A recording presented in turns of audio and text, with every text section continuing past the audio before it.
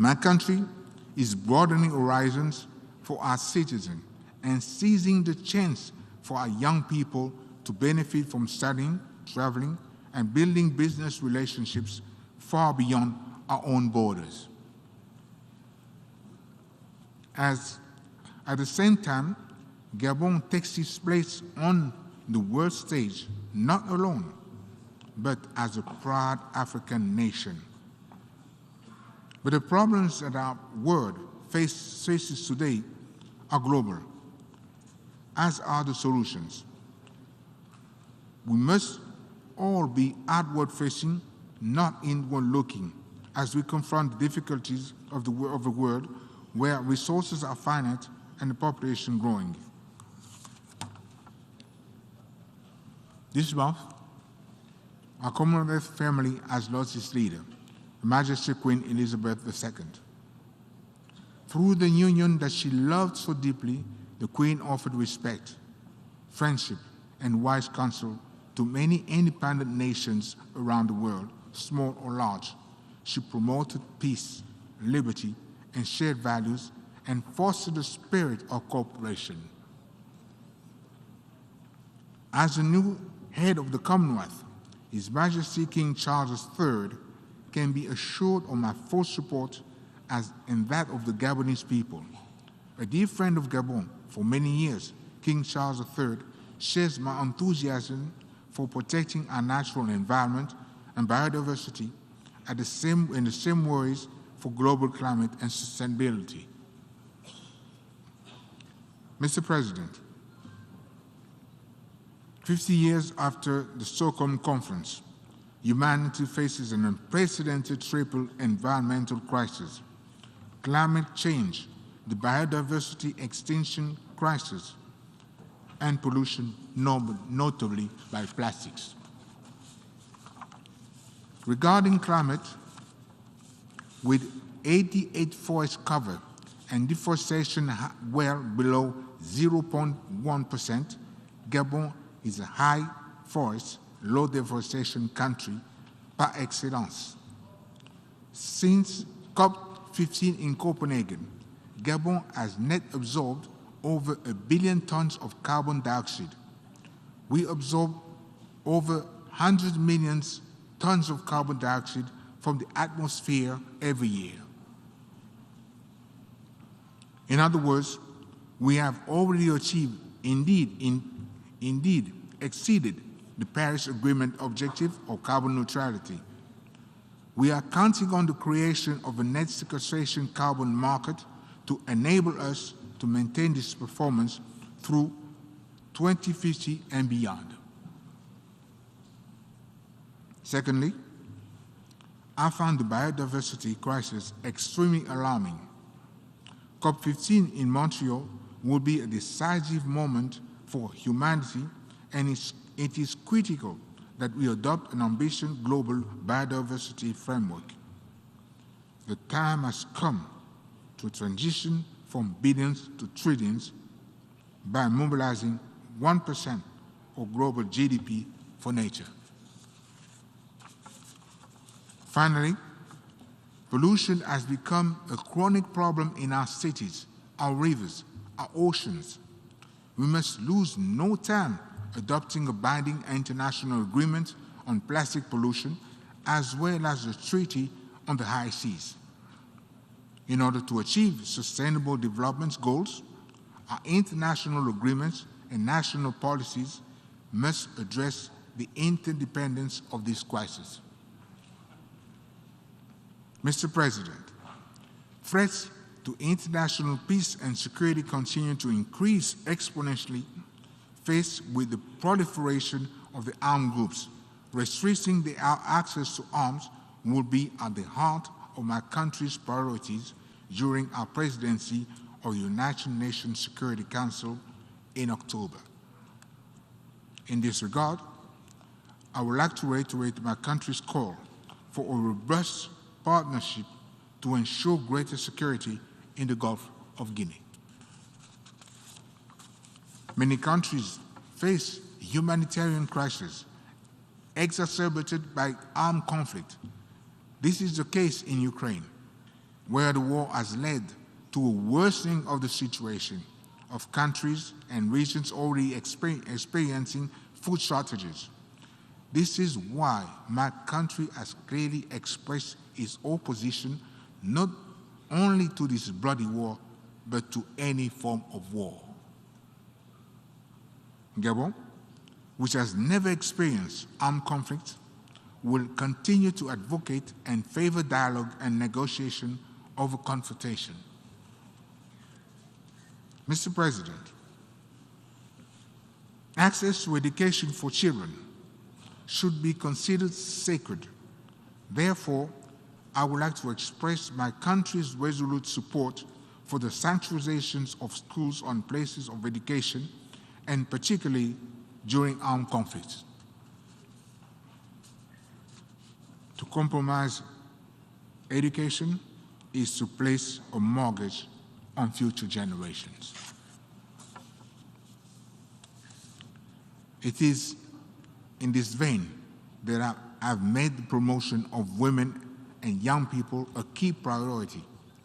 In 2015, I launched the Decade of the Gabonese Women, which aims to reserve a place of choice for women and children in all aspects of governance in Gabon. Mr. President, internationalism is at a turning point. We need to reform the United Nations to ensure better consideration of the aspirations of Africa. This is particularly applicable to the Security Council, where Africa's role needs to be consolidated. Africa has waited long enough, and we will not wait any longer. In light of the strong interdependence of nations, it is crucial that we put an end to the use of sanctions, working instead to build bridges of prosperity. As such, I call once again for the total lifting of the embargo that has affected the government and the people of Cuba for several decades. Inevitably, the principal victims of any embargo are the weak and the vulnerable. In the Middle East, Gabon has always believed that a two-state solution is the only way to achieve peace and security. It is the responsibility of our generation to resolve this problem. To conclude, Mr. President, I would like to reiterate Gabon's attachment to the principles and values of solidarity at the heart of the United Nations Charter. To this end, I reiterate my country's solemn appeal to all members of the international community to live up to our shared commitments in order to ensure peace, security, and dignity for the peoples of the world. I thank you.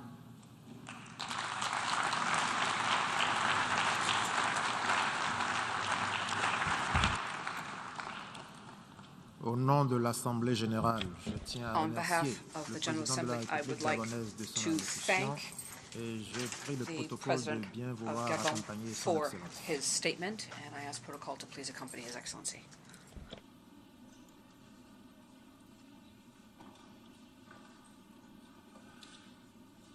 L'Assemblée va maintenant entendre The Assembly will la now hear locution de son a Excellence statement Monsieur from His Mohamed Excellency Irfan Ali, président de la Mohamed République Irfan coopérative Ali, du Guyana. President of the Cooperative Je Republic prie le of protocole de bien Guyana. vouloir accompagner son I would Excellence. ask protocol to please escort His Excellency to the podium.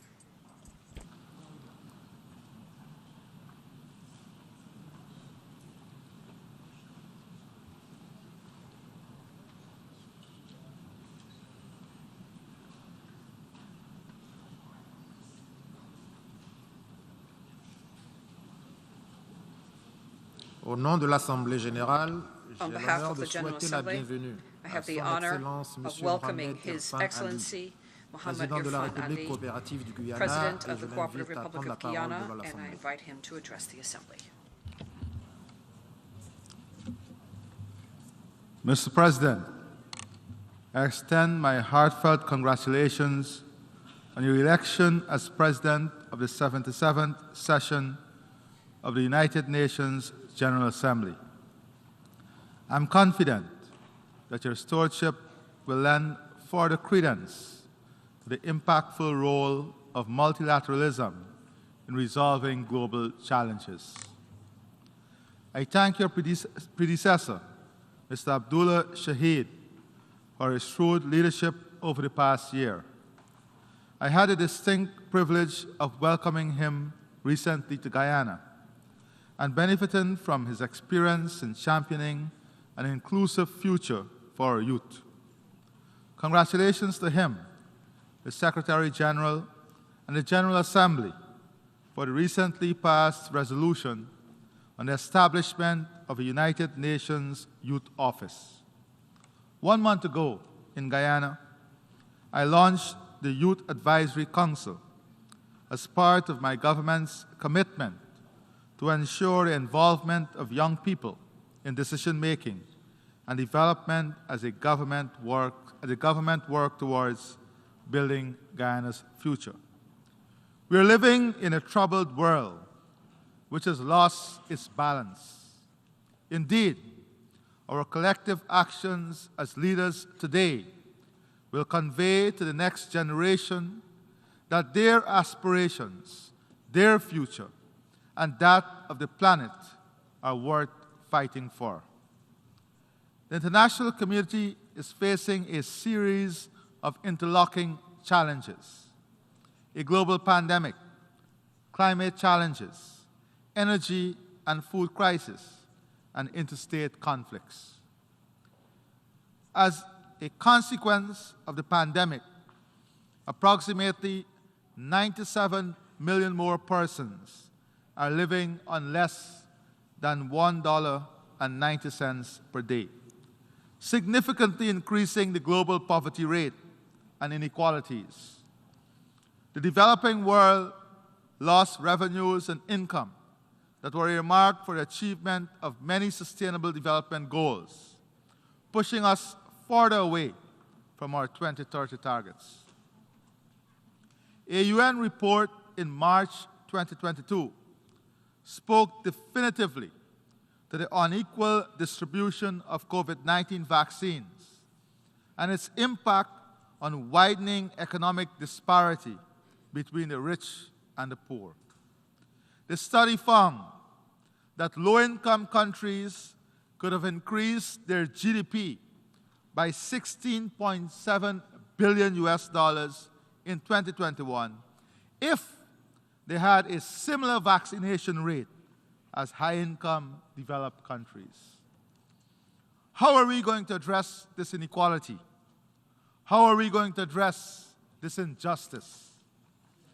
Guyana's position is that there must be an immediate re-examination of the financing gap and the debt portfolio of the developing countries to open fiscal space and create an opportunity for recovery, bridging the gap, and attaining the SDG goals. Guyana welcomes the global initiatives around pandemic preparedness. It is imperative that we collectively discuss how to address any potential pandemic and health threats so that we are better equipped in the future to avoid the inequalities that exist. Mr. President, Excellencies, the global food security problem has disproportionately affected us. The prevalence of moderate and severe food insecurity trended upwards since 2014, with an estimated increase in 2020 equaling that of the previous 5 years combined. In 2020, 2.37 billion of the world's population were food insecure. Additionally, the World Food Programme and FAO warned that acute food insecurity would worsen in 20 hunger hotspots from June to September 2022. Since the start of the pandemic, Global food prices have surged by 65% and are expected to remain high in the medium term as a result of supply chain constraints, a hike in energy costs, higher shipping costs, climate issues, the war in Ukraine, and the fertilizer crisis. Further, since the onset of the Russia-Ukraine war, global food prices increased sharply, reaching an all-time high in February 2022. The FAO projects that the production of cereals, a crop relied on the most in the world, would decline by 40 million tons, or 1.4% when compared to the preceding year. The global food import bill trajectory is a whopping $1.8 trillion this year, a record high. The global food import bill is projected to rise by $51 billion from 2021, $49 billion of which reflects higher prices. The question is, what are we going to do about this? Can the reversal of export bans on rice and wheat and freeing up of grains help the situation? The answer is a resounding yes. For example, export bans of rice from India and wheat from Russia contributed to a price increase of 12.3% and 9% for rice and wheat respectively. As world leaders, we must find the balance now. In honoring our commitment to promote peace, stability, respect for territorial integrity and democracy, and the human rights for all, we must work collectively to prevent situations that can widen inequality and create social and economic havoc.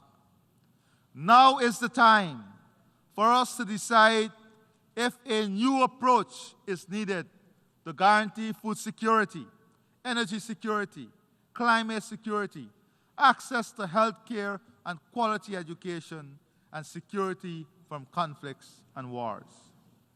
According to the World Bank and Global Trade, between January to February 2022, 135 policy measures were announced or implemented that affected trade in food and fertilizer. During the same period, 34 nations imposed restrictive export measures on food and fertilizers. The questions therefore are whether globalization is only applicable under normal conditions, or whether it is opportunistic and its application, and when a crisis arises, we lock ourselves in and forget about multilateralism and globalization. The evidence is glaring. COVID-19 vaccination and now access to food and fertilizer. A welcome initiative is the FAO's Global Food Import Financing Facility, which seeks to respond to the prevailing soaring food import costs and addressing the needs of the most exposed. However, there is need to revise the eligibility criteria to accommodate countries beyond the categories of low-income and low-middle-income groups. This narrow grouping heightens the chance that many at-risk, economically vulnerable countries, such as the Caribbean, with large food and food import needs, will be excluded. Mr. President, Excellencies, we all recognize that there is a climate crisis. We must go back to some of the decisions. For example, in COP26, we agreed no more coal-fired power projects. What is the reality? While policies and planning for climate change adaptation are expanding, according to the Adaptation Gap Report 2021, the Gathering Storm, financing and implementation are still far behind. Financing of adaptation and implementation are still far behind where they should be. The analysis shows the costs of adaptation are most likely to be higher than the predicted range of US 140 to 300 billion annually by 2030, and US dollars 280 to 500 billion annually by 2050 for developing nations. In 2019, US dollars 79.6 billion was allocated to developing nations for planning and carrying out mitigation and adaptation measures.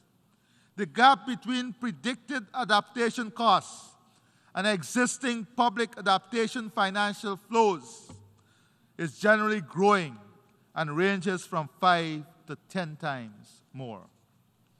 The paltry 100 billion pledge and the failure to meet it must be viewed in the context of the likely costs of climate change, climate action for mitigation, adaptation, and addressing loss and damage. It is not enough. The adoption of broad rules on carbon markets in Glasgow has the potential to unlock critical resources for forest-rich countries. Forested countries like Guyana can potentially earn billions of dollars accessible through the voluntary carbon markets.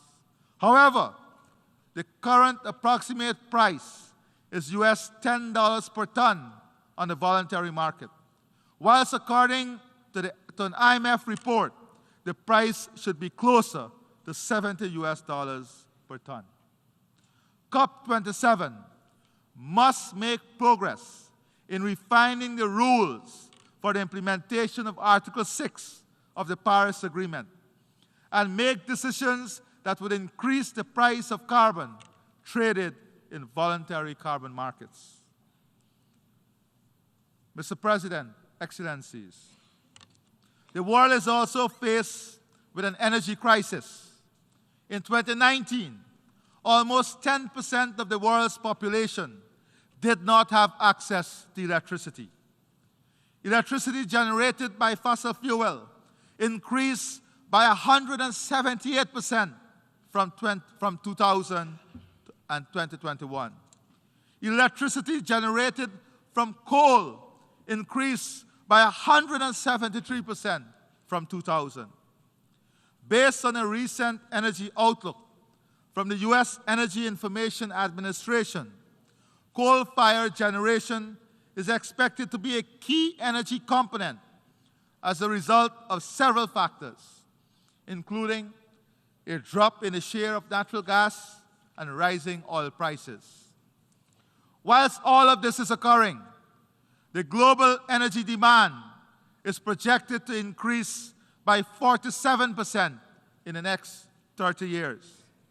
According to the IEA, global electricity demand grew by 6% in 2021 and is projected to grow by 2.4% in 2022, of which only 50% is expected to be met from renewables. As such, the other 50% would have to be met from non-renewable energy sources.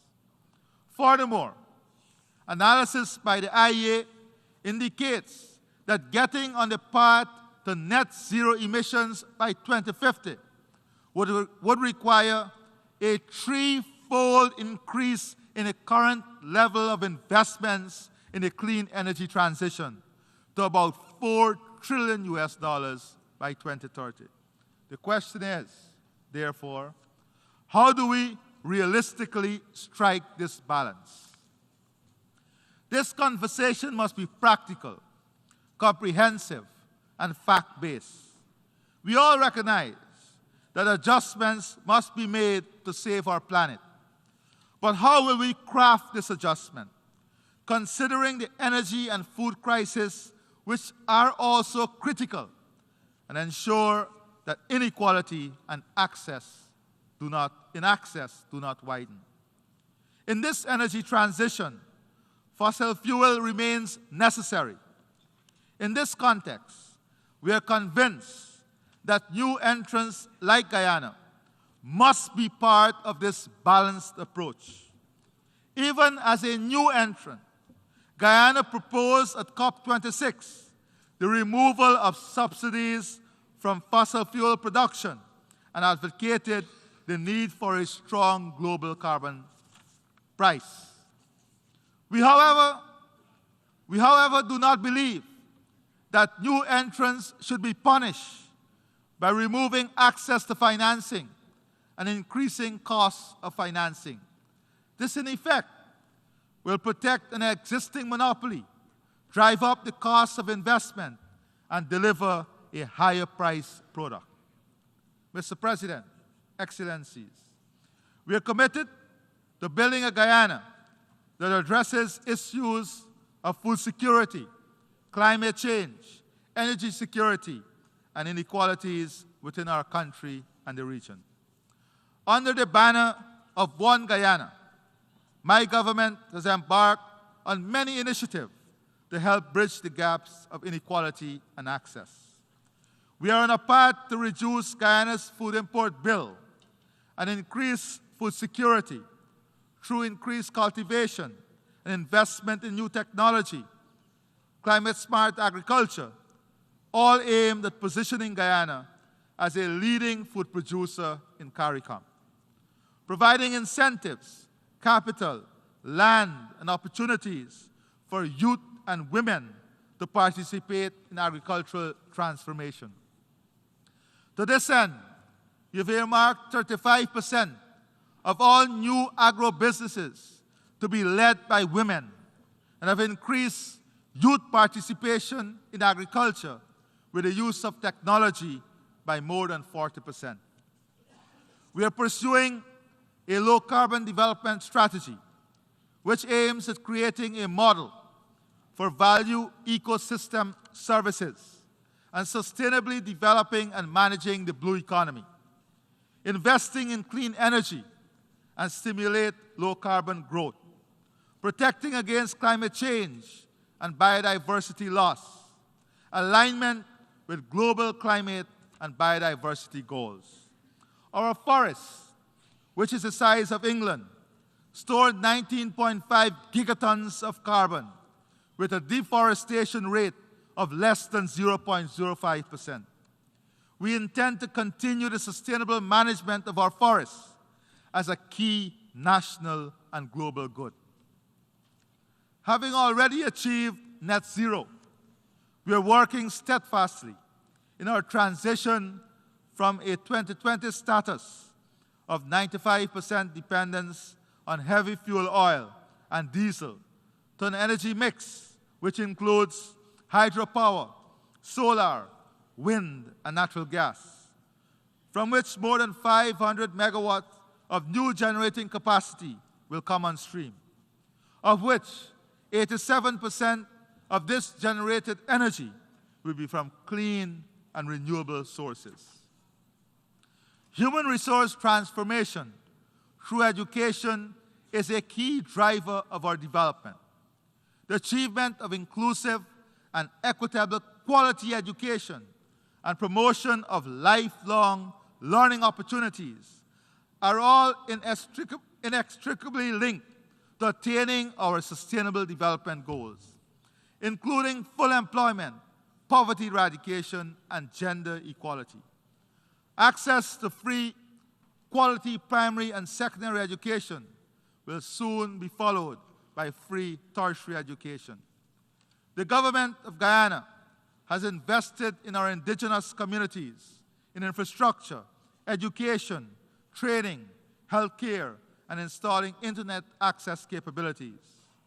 And we have commenced the training of our workforce for 2030 and beyond.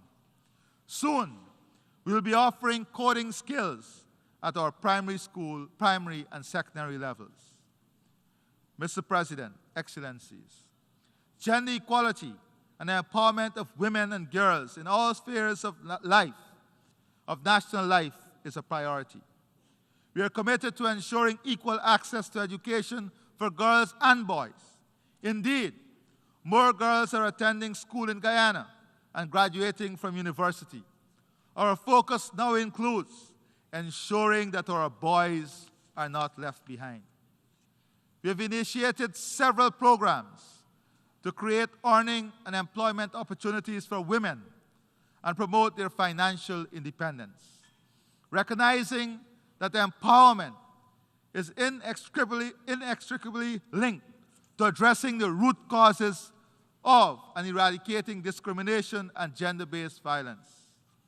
To achieve balanced growth and sustainable and resilient development for Guyana, our strategies must focus on developing a diversified economic base, strengthen our agricultural and food production system, human resource transformation, investing in the social sector to deliver world-class health, education, and housing for all our people, ensuring an inclusive and equitable society in which prosperity is enjoyed by all, building our future through the strengthening of our democratic values and respect for the rule of law.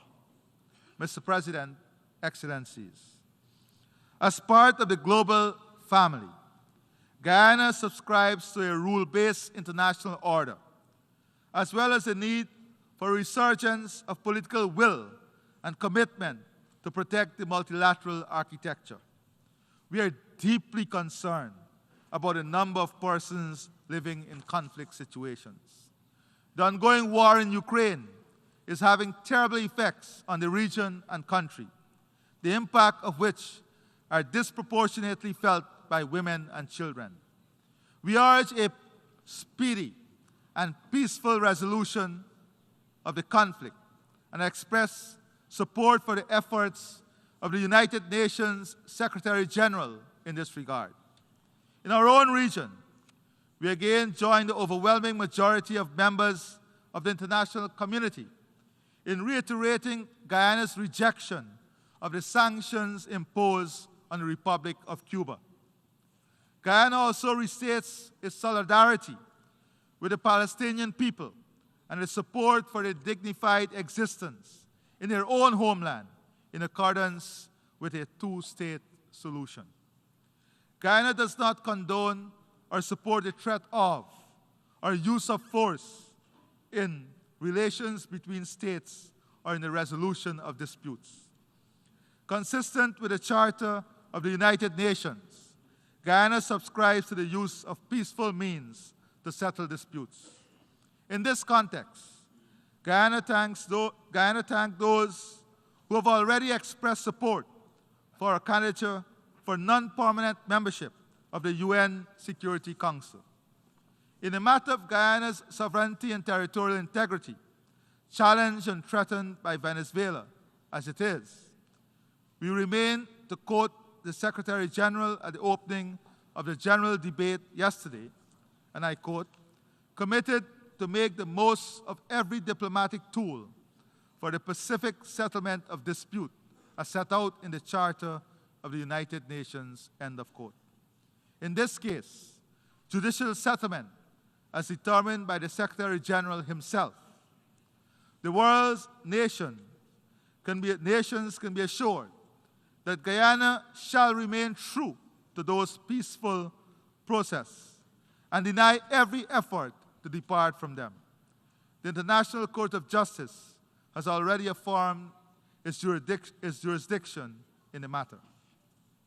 Mr. President, Excellencies, this Assembly must reinvigorate the spirit of multilateralism in finding solutions to the extant challenges which bedevil the global community of states.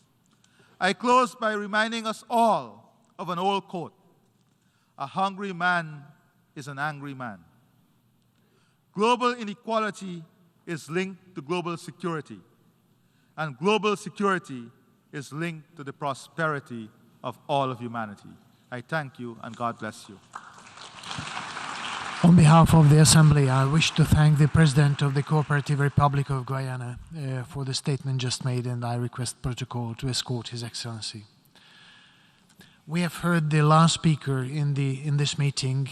The 7th plenary meeting to continue with the general debate will be held immediately following the adjournment of this meeting. This meeting is adjourned.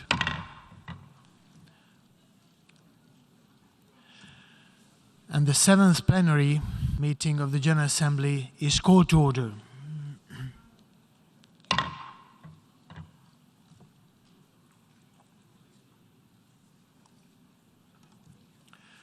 The Assembly will hear an address by Her Excellency Katalin Novák, President of Hungary. I request protocol to escort Her Excellency.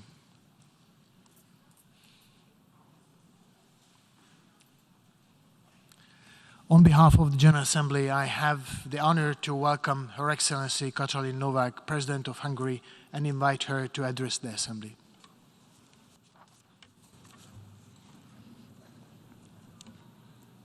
It has perhaps always been the case that the waging of peace is the hardest form of leadership of all.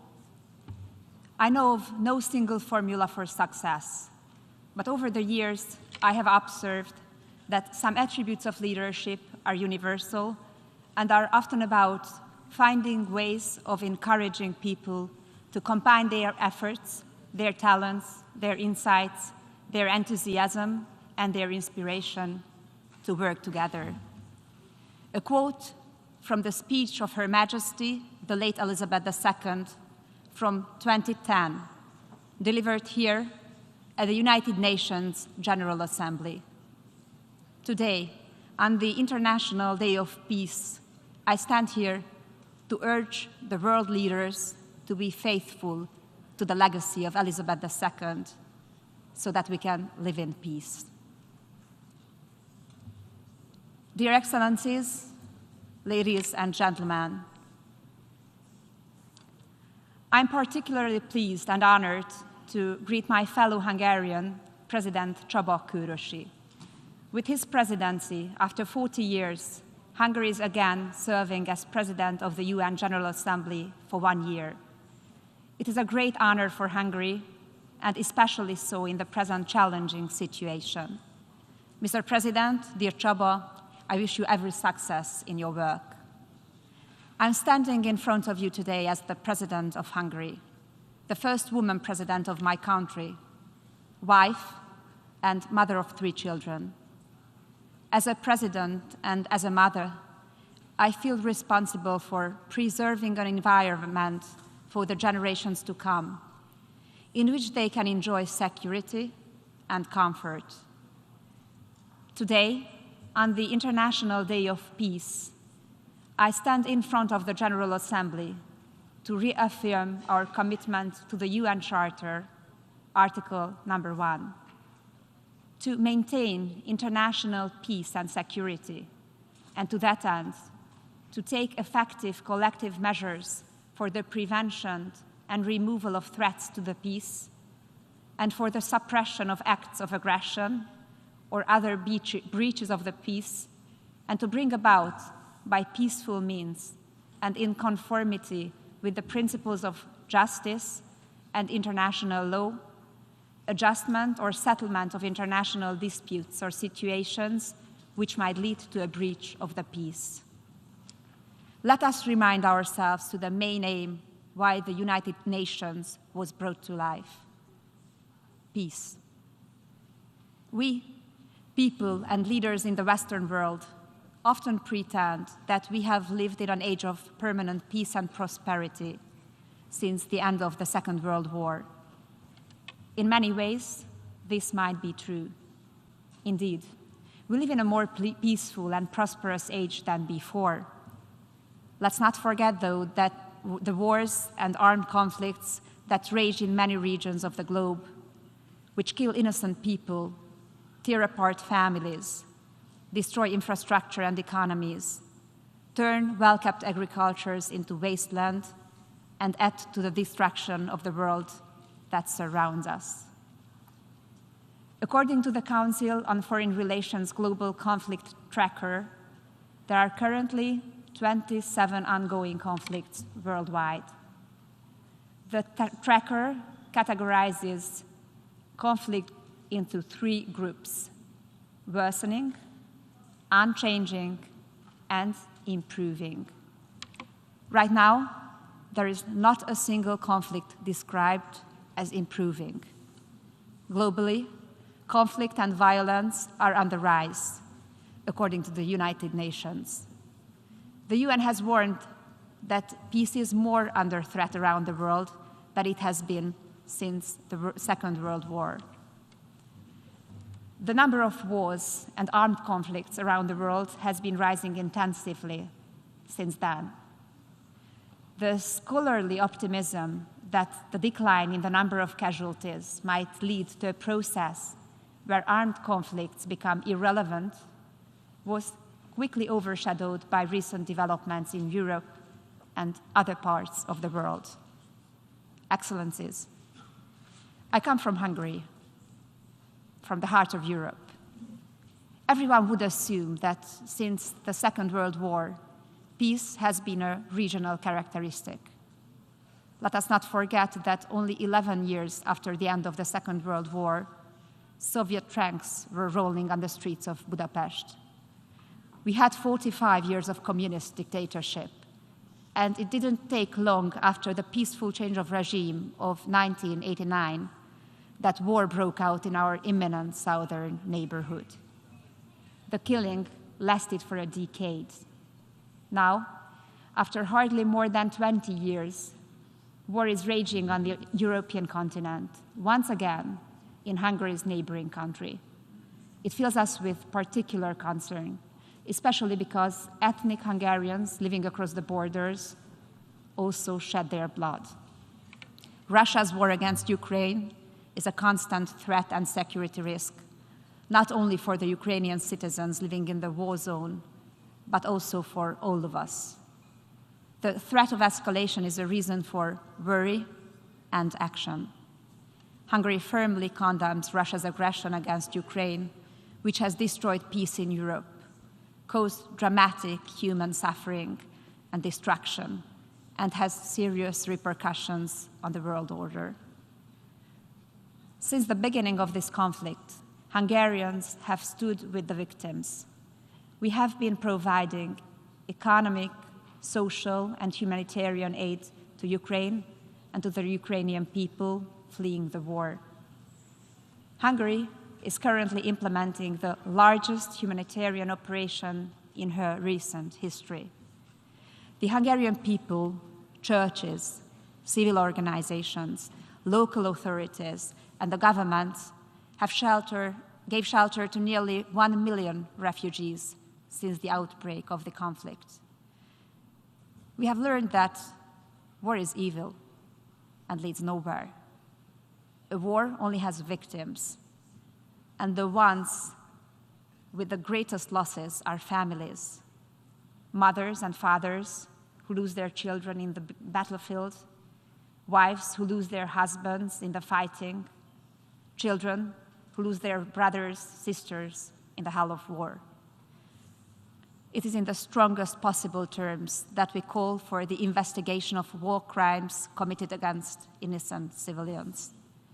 These crimes must be documented, investigated, and prosecuted by the relevant international institutions. No crimes committed can go unpunished. Excellencies, ladies and gentlemen, what do we want in the UN? To win the war? We should not stand for winning any war. We need to stand for restoring the peace. If there is a will, there is a way. Hungary is a member of several federal systems. Above all, the United Nations, NATO, the European Union, the Council of Europe, and I could go on. These organizations were created by their founding fathers to pursue peace as their fundamental goal. I could say that they were created by the desire for peace, and I'm convinced that the service of peace is the foundation of their identity. Let me recall again the words of late Queen Elizabeth II. I quote, The aims and values which inspire the United Nations Charter endure: to promote international peace, security, and justice, to relieve and remove the blight of hunger, poverty, and disease, and to protect the rights and liberties of every citizen. Hungary urges fellow member states to declare peace as the major priority in the present conflict between Russia and Ukraine. Excellencies, dear President, ladies and gentlemen, it is by no means self-evident that today, at the time of war, energy, and food crisis, the organizations set up to avoid war and preserve peace are focusing on ideological indoctrination. This is not what is needed today. Instead, we must regain our ability to distinguish between the essential and the irrelevant, the important and the unimportant, reality and fiction. Most of us came to this assembly from London. We attended Elizabeth II's funeral together and bowed at her coffin. We bade farewell to an exceptional monarch whose life was steeped in service to peace. We owe it to the people and to her memory to make our decisions in the same spirit. Let me conclude by quoting Winston Churchill from 1953. "Those who can win a war well can rarely make a good peace. And those who could make a good peace would never have won a war. Let us make a good peace." Thank you for listening to me. On behalf of the Assembly, I wish to thank the President of Hungary for the statement just made, and I request Protocol to escort Her Excellency. The Assembly will hear an address by His Excellency Alassane Ouattara, President of the Republic of Côte d'Ivoire. I request Protocol to escort His Excellency.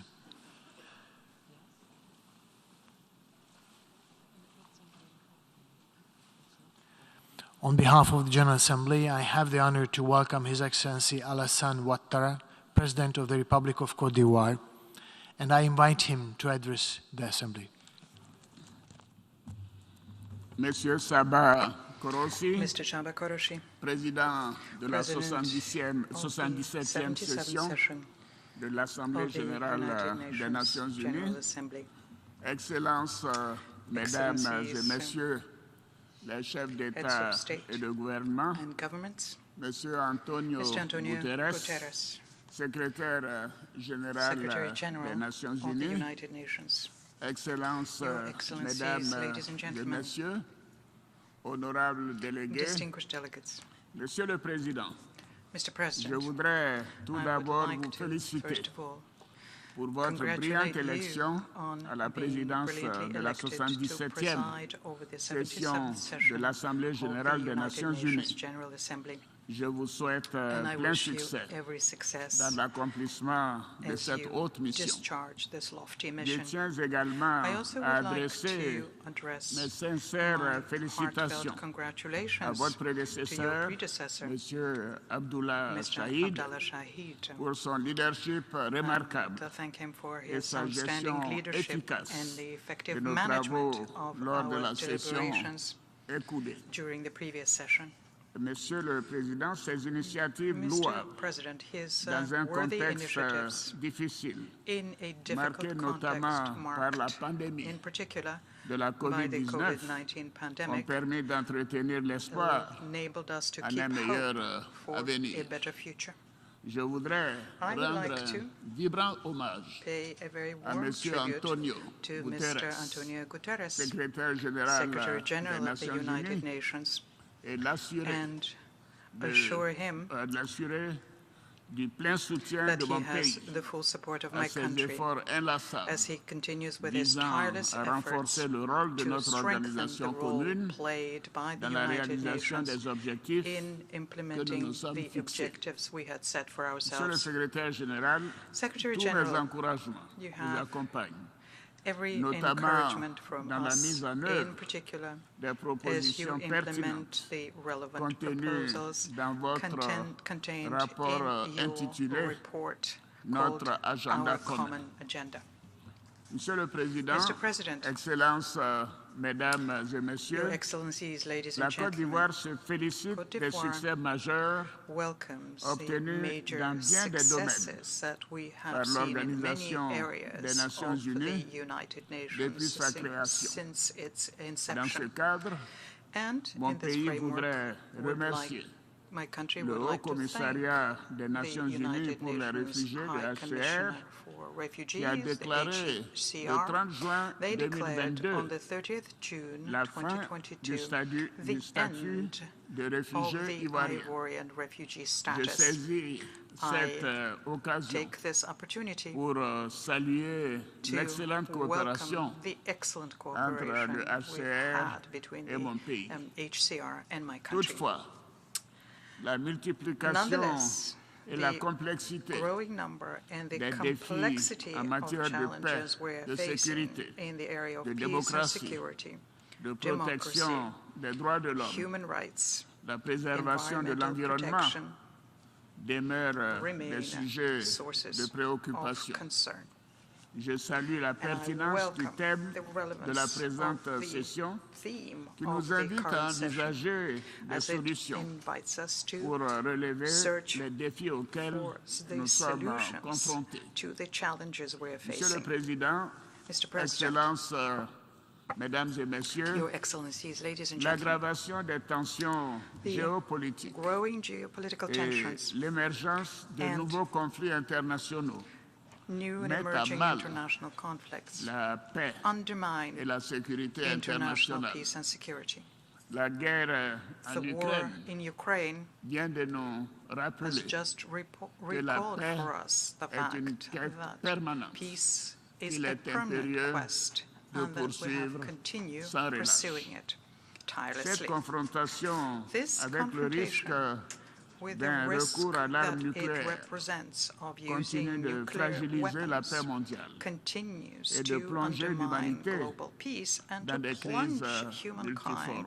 into various Elle nous révèle crises. encore une fois It shows us yet les once limites again de l'option the militaire limits of military dans le options règlement des in the conflits. settlement of conflicts. C'est pourquoi And that is why la Côte d'Ivoire, Côte d'Ivoire qui n'a de cesse de has prôner la coexistence always pacifique advocated peaceful ainsi que le recours coexistence au as well dialogue as dialogue dans la recherche in des the search solutions for aux solutions différends to entre les nations, differences amongst tient nations. à renouveler And we son would like appel to renew à la our cessation appeal immédiate to the et immediate définitive and definitive des hostilités cessation of hostilities Ukraine. in Ukraine.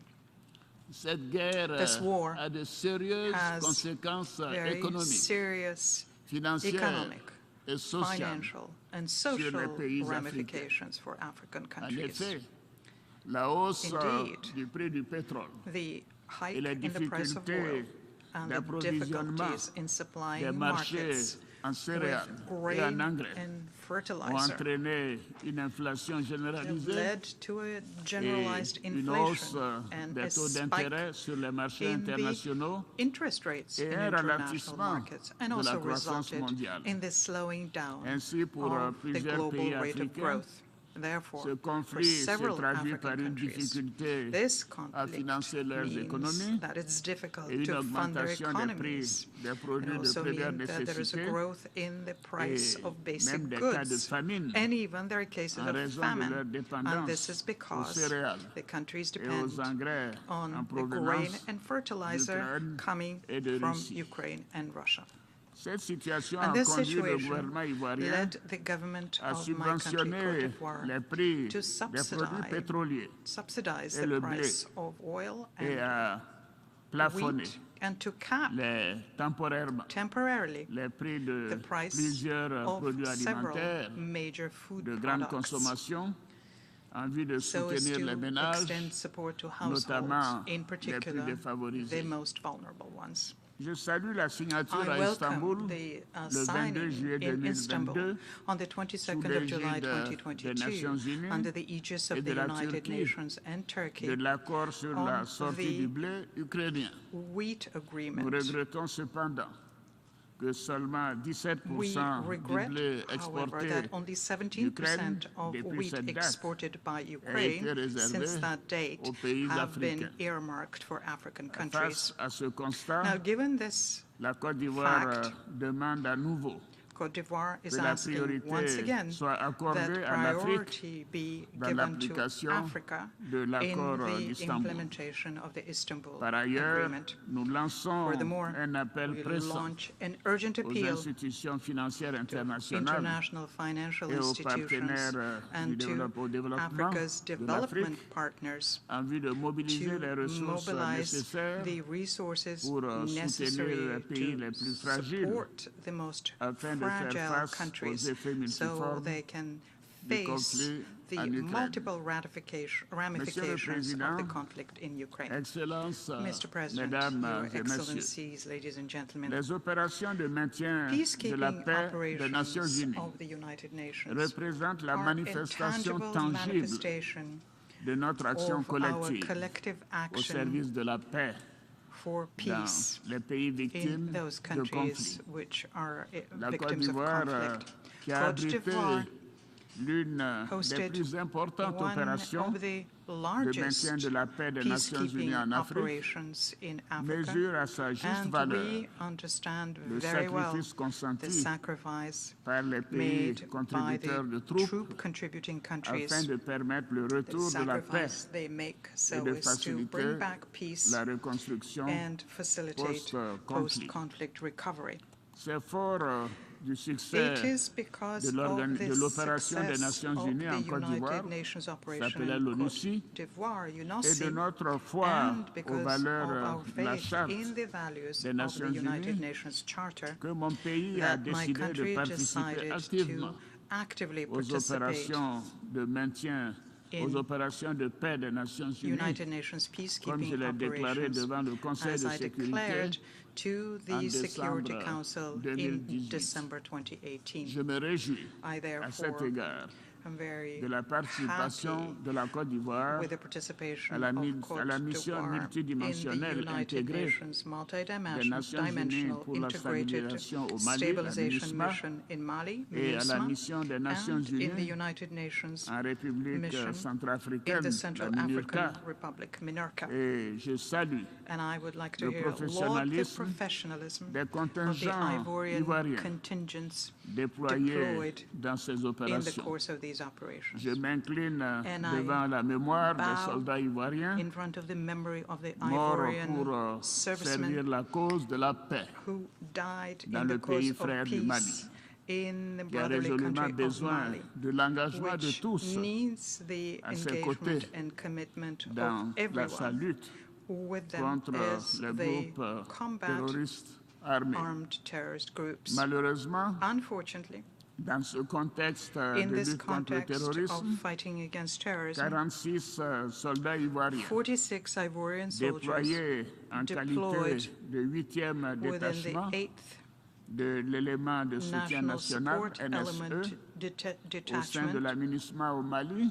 within Ils sont MINUSMA injustement in Mali détenus are depuis unjustly le 10 juillet detained there and have been 2022. detained since the 10th of July of this year. J'appelle à And nouveau once again, I à leur call libération for their sans release without delay. Mon pays encourage My les country autorités encourages maliennes the Malian à authorities concentrer to leurs efforts focus their efforts sur la on lutte combating contre le terrorisme terrorism et à mettre and en on œuvre de façon implementing résolue les différentes resolutely étapes the du various chronogramme de la stages transition, of the transition ainsi que les timetable, réformes politiques et as well institutionnelles as en vue des institutional and élections political présidentielles reforms in the run-up prévues en to the février presidential 2024 elections planned for pour le February bien-être 2024 du and to do peuple this malien. for the well-being of the entire Monsieur le Malian people. Président, Mr. President, Excellences, Excellencies, Mesdames et ladies Messieurs, and gentlemen, le terrorisme terrorism continue de représenter une menace presenting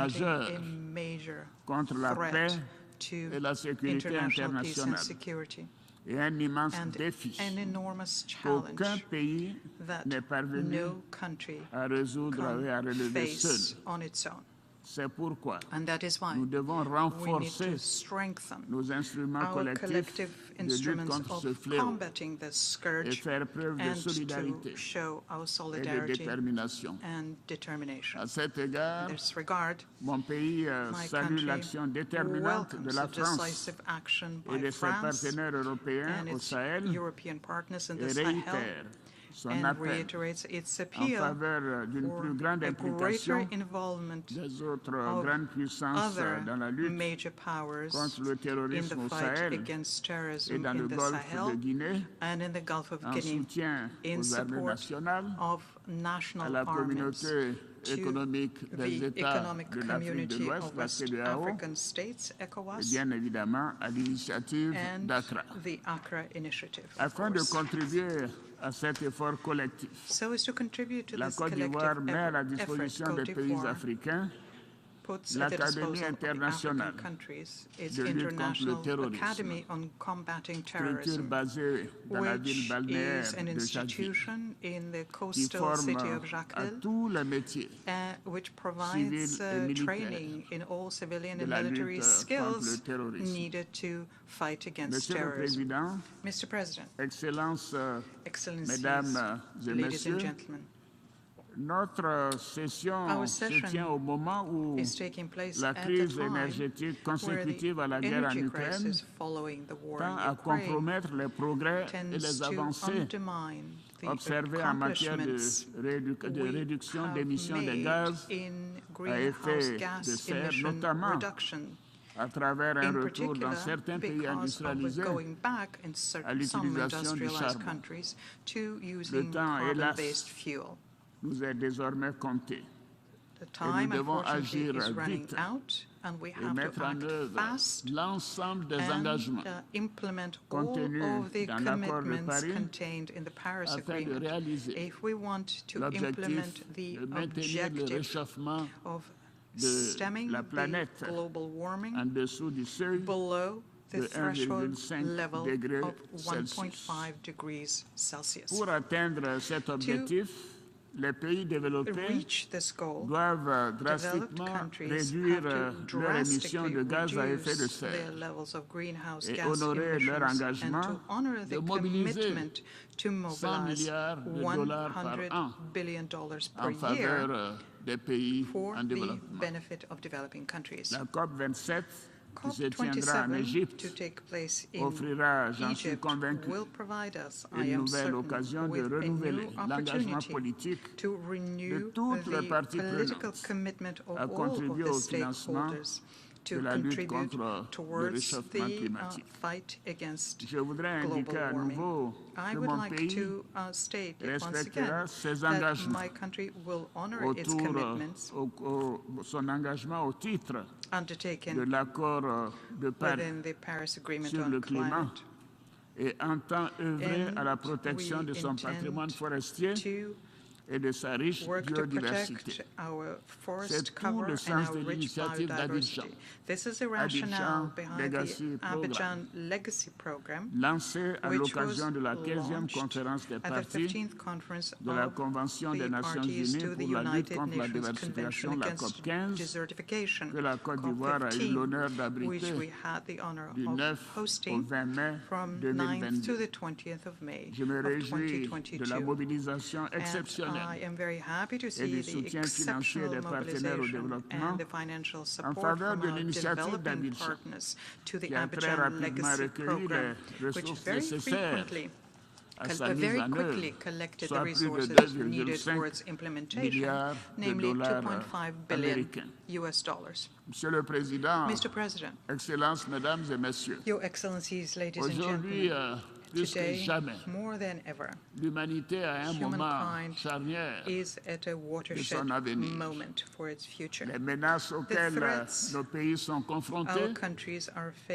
facing obligent à compel us davantage de to solidarité, show greater de solidarity, collaboration de justice working together, et d'équité, justice and equity, principes all qui fondent principles le which multilatéralisme undergird auquel the mon pays multilateralism reste attaché. which my country C'est dans holds cet dear. esprit And it is in this que la spirit Côte d'Ivoire that Côte d'Ivoire appelle calls à une réforme for en an profondeur in-depth du reform Conseil de of sécurité the des United Nations Unies, Nations Security au Council, sein duquel where Africa l'Afrique could trouverait find sa juste place. its right place. Je vous remercie, I thank Excellences, you, Mesdames Your et Messieurs, Excellencies, ladies and de votre gentlemen, aimable for attention. your kind attention. On behalf of the General Assembly, I wish to thank the President of the Republic of Côte d'Ivoire for the statement just made, and I request protocol to escort His Excellency. The Assembly will hear an address by His Excellency Julius Maada Bio, President of the Republic of Sierra Leone. I request protocol to escort His Excellency.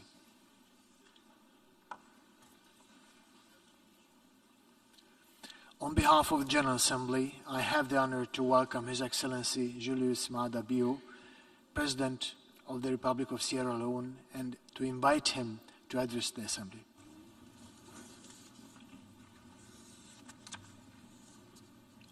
Your Excellency Chaba Korosi, President of the General Assembly, Excellency Antonio Guterres, Secretary General of the United Nations, Excellencies, Heads of State and Government, distinguished ladies and gentlemen.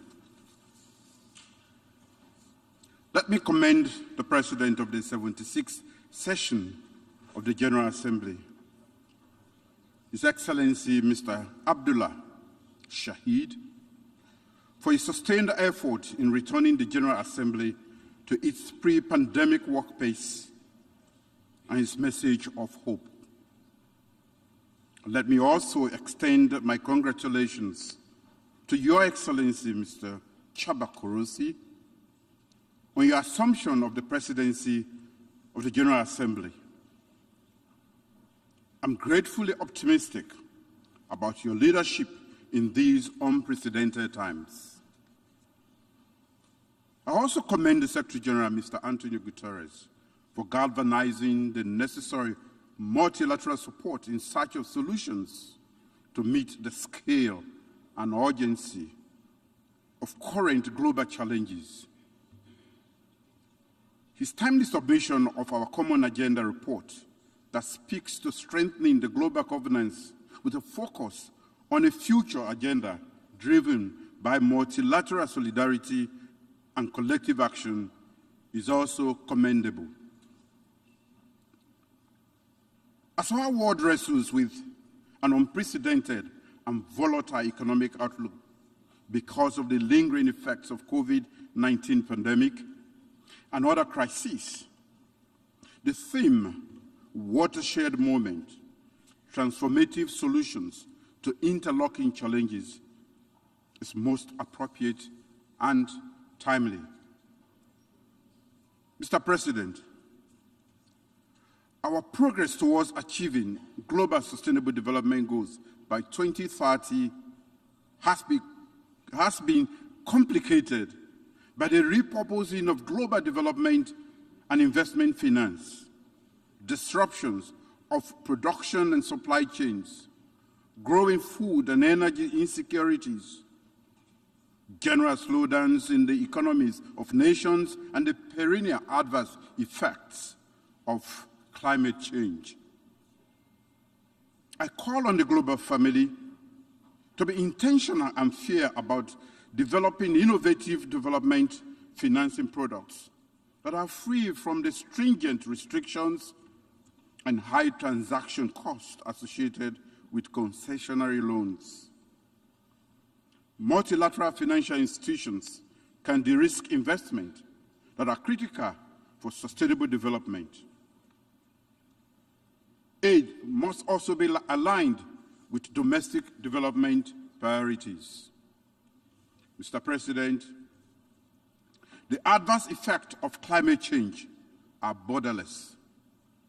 Global warming, unpredictable weather patterns, rising sea levels, and land degradation are taking a profound toll on global food and water security.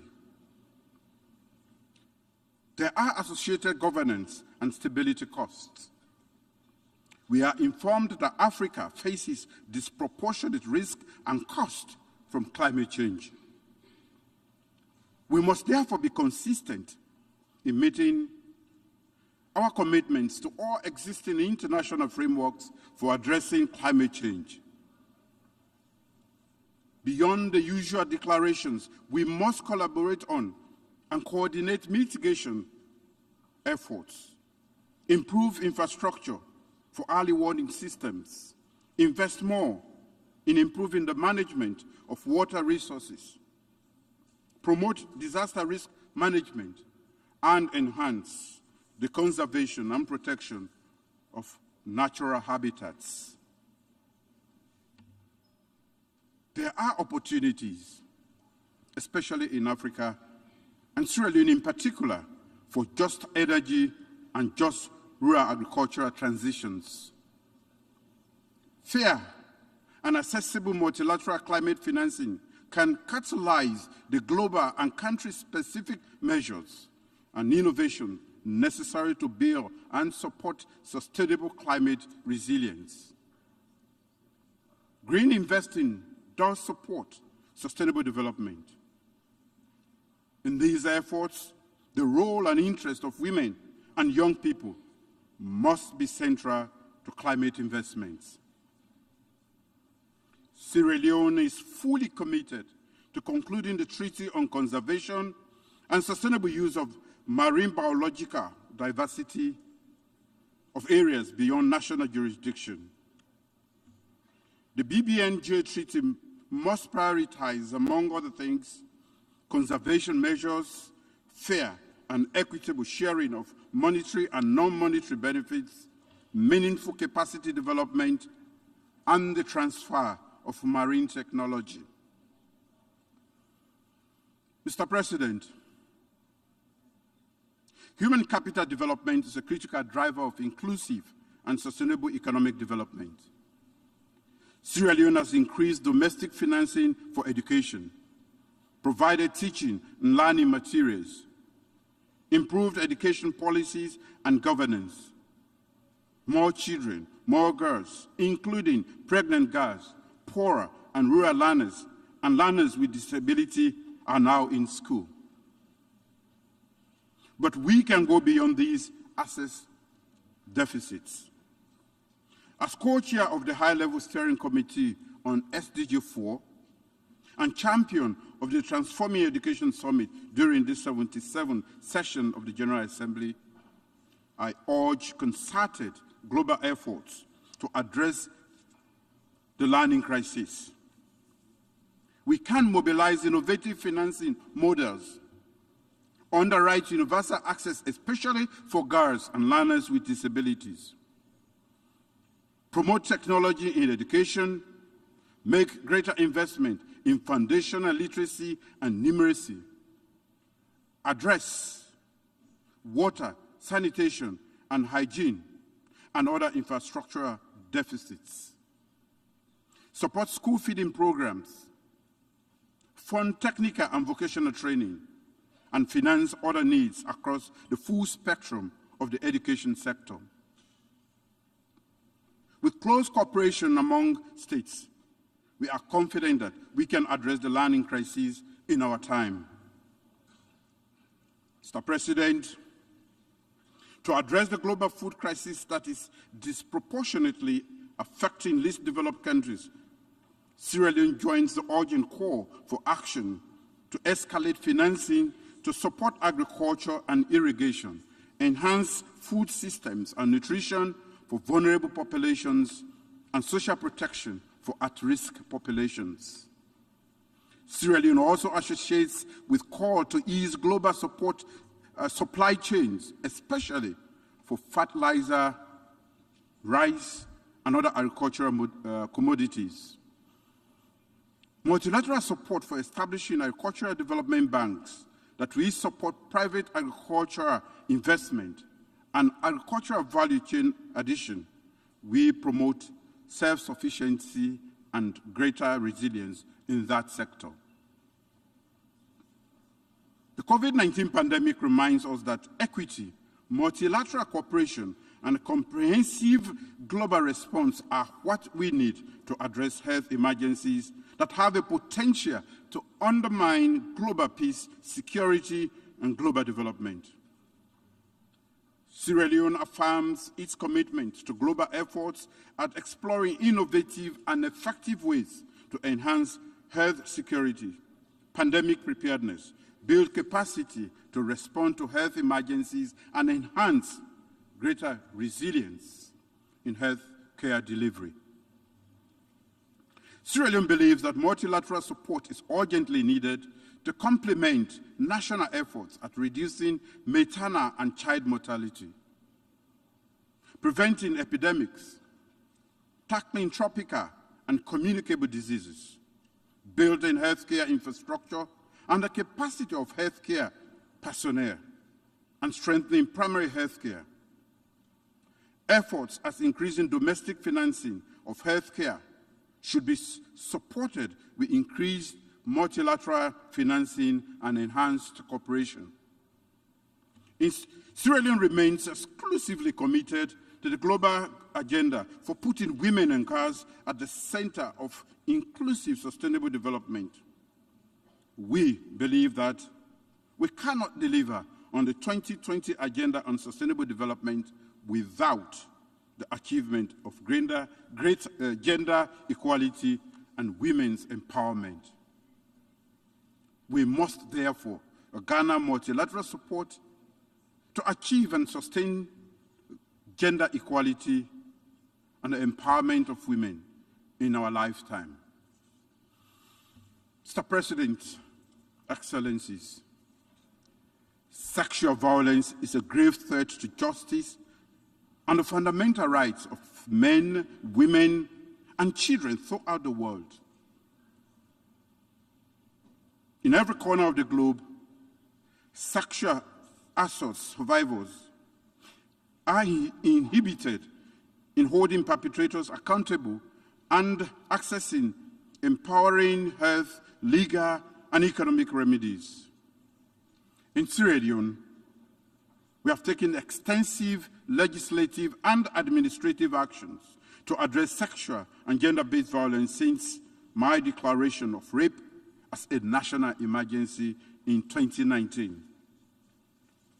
Last year, before this August Assembly, I announced that I had directed the permanent mission of Sierra Leone to the United Nations to sponsor a standalone resolution on access to justice for survivors of sexual violence at the General Assembly. I called for global solidarity on this issue and for the United Nations to give all survivors of sexual violence the remedy they deserve. The General Assembly on the 2nd of September this year adopted by consensus the landmark resolution entitled International Cooperation for Access to Justice, Remedies, and Assistance for Survivors of Sexual Violence. Thank you, the National Assembly. The General Assembly has therefore affirmed the sincere and shared belief of the global community that sexual violence is condemnable and that member states must take effective actions to address it, as well as provide access to timely and unimpeded justice through national legislation for victims and survivors. As a global community, we have signaled our resolve to address this scourge. We must now do all we can to implement access to justice and other remedies to ensure dignity for all survivors and sexual violence. Mr. President, Your Excellencies, small states make up the majority of member states of the United Nations, and they are the strongest advocates of the rule-based international system that underpins the work of the United Nations. Indeed, Small states have served as key drafters, negotiators, and thought leaders on a variety of international issues. They have done so diligently through transparency of purpose and coalition building across board. In that connection, Sierra Leone proposes to further pursue these values in the United Nations Security Council. I count on the invaluable and resounding support of this body for Sierra Leone's bid for a non-permanent seat in the United Nations Security Council for the term 2024-2025, with elections to be held in June 2023.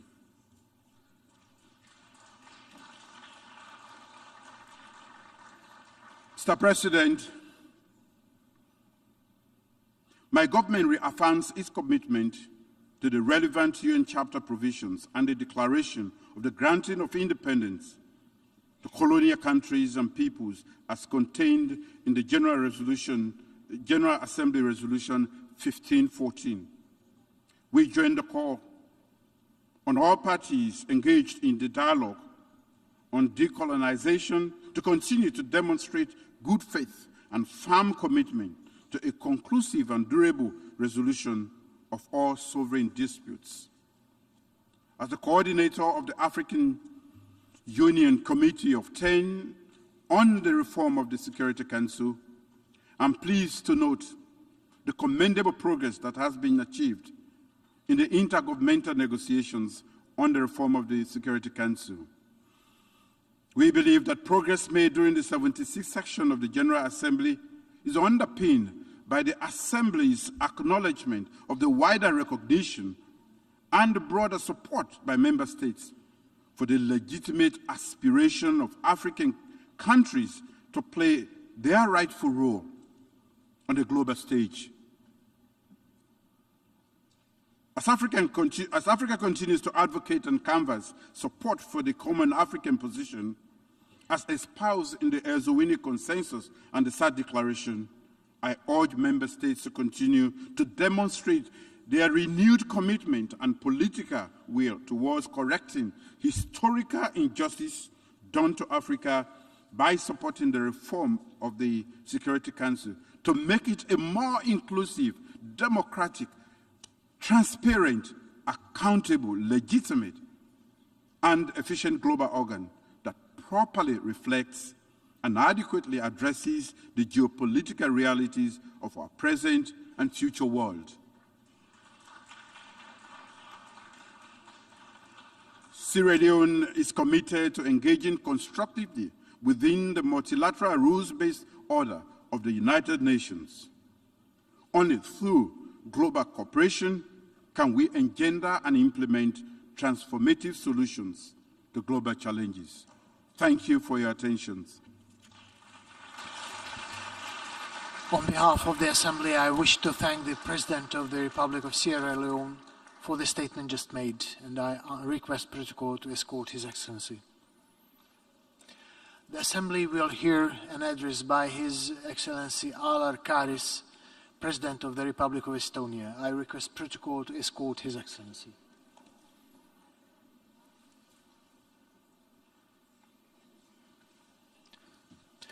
On behalf of the General Assembly, I have the honor to welcome His Excellency Alar Karis, President of the Republic of Estonia, and to invite him to address the Assembly. Mr. President, Mr. Secretary General, Excellencies, ladies and gentlemen. It is my honor to be here today, though I wish where circumstances surrounding my first address were different. A year ago, Mr. Secretary General presented his inspiring report, Our Common Agenda, outlining his vision for the next 25 years of global cooperation, and initiated discussions of how to reinvigorate multilateralism and achieve sustainable development goals. I support the goals of the report, and yet it's a Herculean task because the world is torn apart. We witness the constant brutal violation of the core principles of the UN Charter on every continent. The United Nations itself has become a battlefield where some states try to convince the world that the common values we all are obliged to adhere do not exist. The only standard we must follow is the UN Charter, our unique common promise of peace for all nations, large and small, a promise of advancing fundamental human rights, the equal rights of men and women. It is not a choice.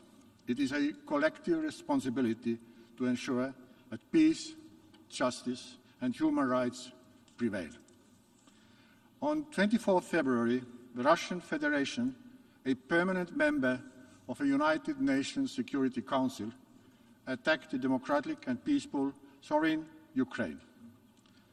Russia started a war of aggression with a goal to end the sovereignty of its neighbor, overthrow its legitimate government, exterminate Ukrainian nation, and implement its abusive order, impregnated of imperialism, self-interest, and dominance.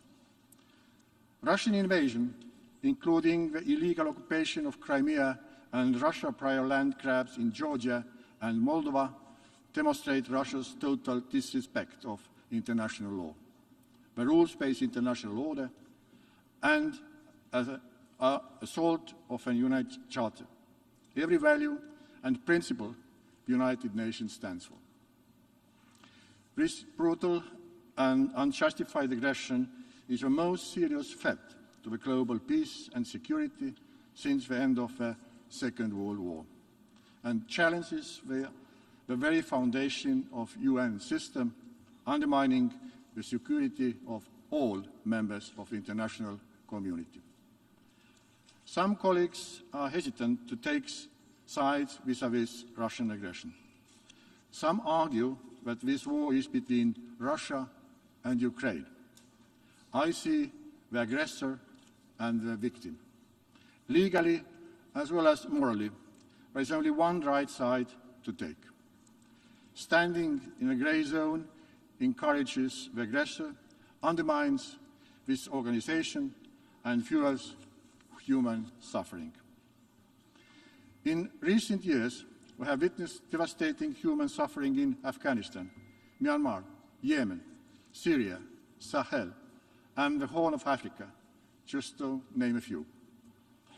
The war aggression of Russia makes finding solutions to these conflicts only more difficult. As it has increased food insecurity, adds stress on the global humanitarian relief system, and bolsters economic crisis.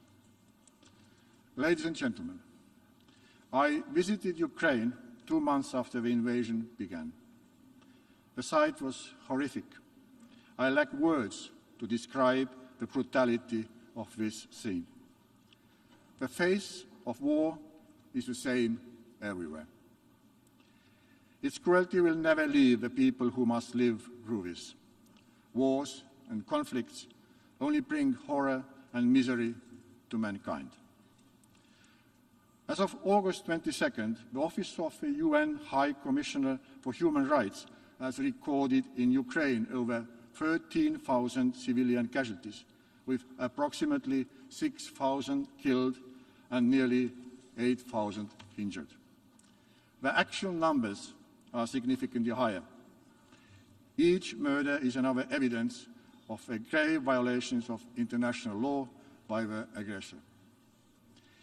In the strongest terms, we condemn the war crimes committed by Russia in Ukraine. UN Assistant Secretary General of Human Rights reported to the Security Council about credible allegations of forced transfers of unaccompanied children to Russian-occupied territory or to the Russian Federation. We have seen mass graves of tortured civilians. I wonder, are we living in the 21st century? Excellencies, ladies and gentlemen, I want to pay tribute to the immeasurable resilience of the people of Ukraine. We grieve for the victims of Russia's aggression and stand with Ukraine in ensuring the future of its people and nation. This brave nation is fighting for values set in the UN Charter, the noble cause of freedom, democracy, and human rights. According to the UN Charter, Article 51, helping Ukraine to protect its right to exist is our collective obligation. At the same time, it is disturbing that the United Nations Security Council, a body that bears the chief responsibility for maintaining international peace and security, has been paralyzed and utterly unable to play its role. Russia has abused its veto power to block the Council from adopting any decisions regarding the grave violation of sovereignty and independence of Ukraine. The Security Council lies in the heart of the UN. It is shameful that since February 24, it has adopted only one statement on Ukraine. How many devastating wars will it take to move forward the long overdue Security Council reform? I am grateful that while the Security Council remains paralyzed on Russia's aggression issue, the soul and the conscience of the UN, the General Assembly, has been active and decisive. I recall the overwhelming support for the UN General Assembly resolution on March 2nd that condemned Russia's aggression and urged Russia to immediately and unconditionally withdraw all of its troops from the territory of Ukraine within its internationally recognized borders. We deplore the Russian Federation's failure to implement this resolution, as well as its failure to comply with its legally binding order by the International Court of Justice on the 16th March of 2020, requiring Russia to immediately cease its use of force against Ukraine. Estonia has always been a strong proponent of curbing the absolute veto power, and even more so when it has been used to cover war crimes and crimes against humanity. I am glad that the General Assembly adopted by consensus a landmark resolution, the so-called veto initiative, which provides the UN General Assembly an opportunity to step in when the UN Security Council is unable to act. The question remains, how can we accept the aggressor has a veto power in the Security Council? Excellencies, conflicts and war bring enormous humanitarian crisis. Russia's aggression has led to an immense need of resources and aid. Nearly 18 million Ukrainians, 40% of the country's population, are in urgent need of humanitarian assistance. The international support for Ukraine has been heartwarming. The UN is busy helping Ukrainians who didn't need our help before this aggression. To date, Estonia has sent over 20 million euros in humanitarian aid to Ukraine. We have seen an unprecedented massive support of Ukraine from the Estonian private sector, civil society, and citizens. We continue to assist and work on the reconstruction of Ukraine. It needs to begin already now. We call others to join us in this. Conflicts created immense refugee crisis. According to the UN Refugee Agency, the total number of people worldwide who were forced to flee their homes due to conflicts and human rights violations was 89.3 million in 2021. The displacements were driven, for example, by the brutality of Bashar al-Assad regime, conflicts in the Tigray region, and the Taliban's takeover of Kabul. In 2022, this number has already exceeded the milestone of 100 million. The increase is caused by Russia's war of aggression. There are more than 7 million recorded Ukrainian refugees across Europe. Another 7 million have been internally displaced. Estonia has received nearly 55,000 refugees, 4% of our country's population. We ensure social services and basic education to refugees fleeing from war.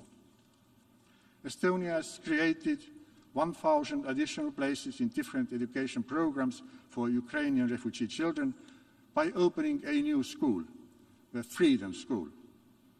One day its students will be the leaders and rebuilders of Ukraine.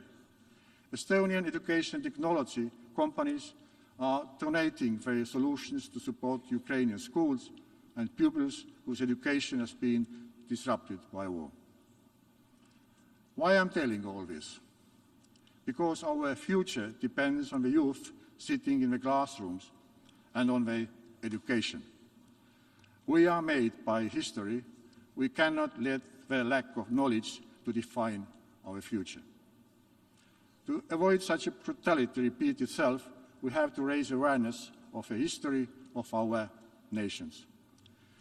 We need to evade confusions caused by active brainwash and disinformation. We see how ignorance makes it easy for any aggressor to put forward its false narratives. War and conflict, lack of openness bring along extreme violations of human rights. It must be clear that basic human rights are universal, same for all UN members, and cannot be ignored by any government. Special attention should be devoted to ensuring gender equality and right to education. Opportunity to study should not be a wish or a dream at the 21st century. Let me use this tribune to praise the courageous women who have now become the forefront of protest against the Taliban in Afghanistan, to fight for their right to choose their own path and role in the society. It is our profound duty to support the struggle. I call on de facto leaders of Afghanistan to immediately stop harassing the UNAMA Afghan female staff. Respecting universal human rights is not a choice. Neither culture nor religion can be invoked by justify human rights violations. In the same vein, we welcome the release of an assessment report of human rights situation in Xinjiang by Office of the UN High Commissioner for Human Rights. The report underscores the serious human rights violations occurring in Xinjiang, which may constitute international crimes, in particular crimes against humanity. This is extremely alarming and requires urgent attention by the international community. Ladies and gentlemen, there remains little dispute over the existential crisis posed by climate change. We witnessed devastating flooding in Pakistan caused by erratic monsoon rains. In solidarity with the people of Pakistan, Estonia provides help to those severely affected. Russia's aggression also brings further pain to those already suffering from the impact of pandemic, conflicts, famine, and climate change. Let me be very clear. This aggression has brought high inflation, global food and energy crisis. The head of the UN World Food Programme has warned that Russia's aggression will lead to the worst food crisis since the Second World War.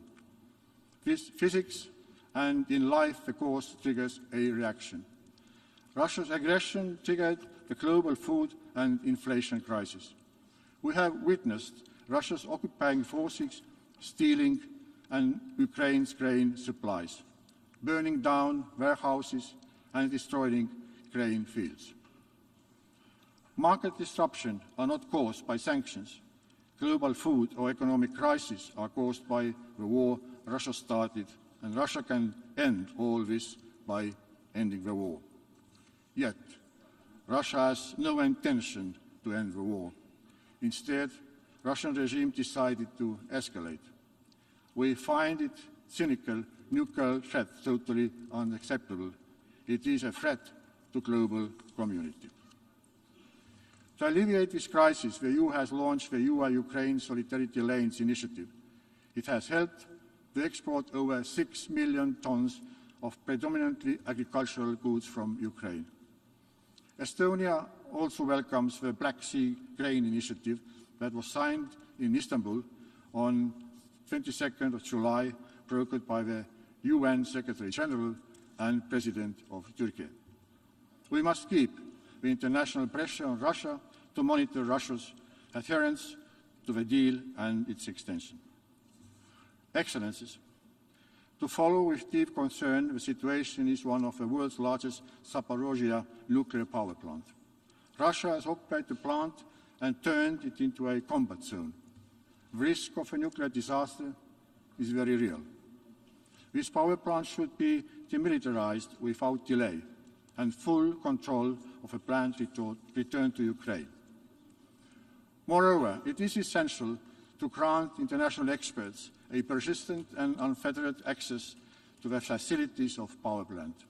I regret that last month Russia also shamelessly blocked the consensus concerning the outcome document of a review conference of a treaty of non-proliferation.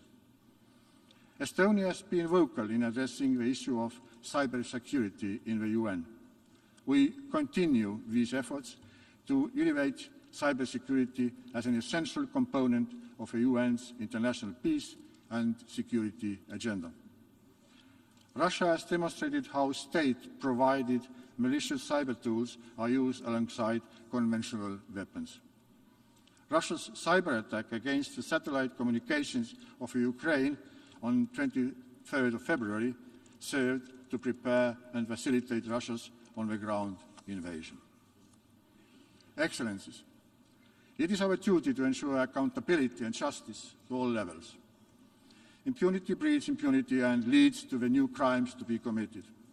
It is the utmost importance that there are independent and effective investigations into the atrocity crimes and crimes of aggression committed against Ukraine, also in Syria, Ethiopia, and elsewhere. We must provide justice to victims and bring those responsible for atrocities and genocide to trial. Estonia fully supports the investigation led by the International Criminal Court. We give most serious consideration to the establishment of an independent special court for the crimes of aggression and the compensation mechanism for the damages caused by the aggression. We support all initiatives attempting to secure accountability. To conclude, the war in Ukraine affects us all. It is our common duty to push back the ugly manifestations of imperialism, colonialism, and racism of Russia. Russia must understand that the road they have taken is disastrous, and the war they have started cannot be won. If we stop caring, if we get tired, if we fall into indifference, the aggressors and criminals will only be empowered. This is not the world where we want to live, nor the world we want to leave to the future generations. The United Nations is and remains the cornerstone of our multilateral, rules-based world order. It is relevant to put to the rest we cannot fail. The UN must emerge from this watershed moment stronger, more united, and more relevant than ever before. Thank you for your attention. On behalf of the Assembly, I wish to thank the President of the Republic of Estonia for the statement just made, and I request Protocol to escort His Excellency. And now the Assembly will hear an address by His Excellency Nana Addo Dankwa Akufo-Addo, President of the Republic of Ghana. I request Protocol to escort His Excellency. On behalf of the General Assembly, I have the honor to welcome His Excellency Nana Addo Dankwa Akufo-Addo, President of the Republic of Ghana, and to invite him to address the Assembly.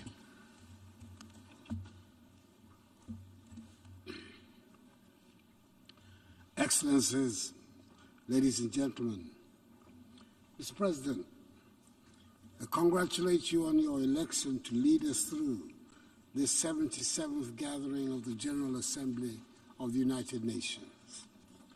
I wish you the best of luck as you take on this onerous task at this most difficult period of the world.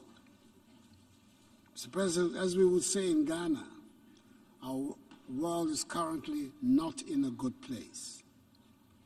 The World Bank observed last Thursday that the global economy was enduring its steepest slowdown since 1970.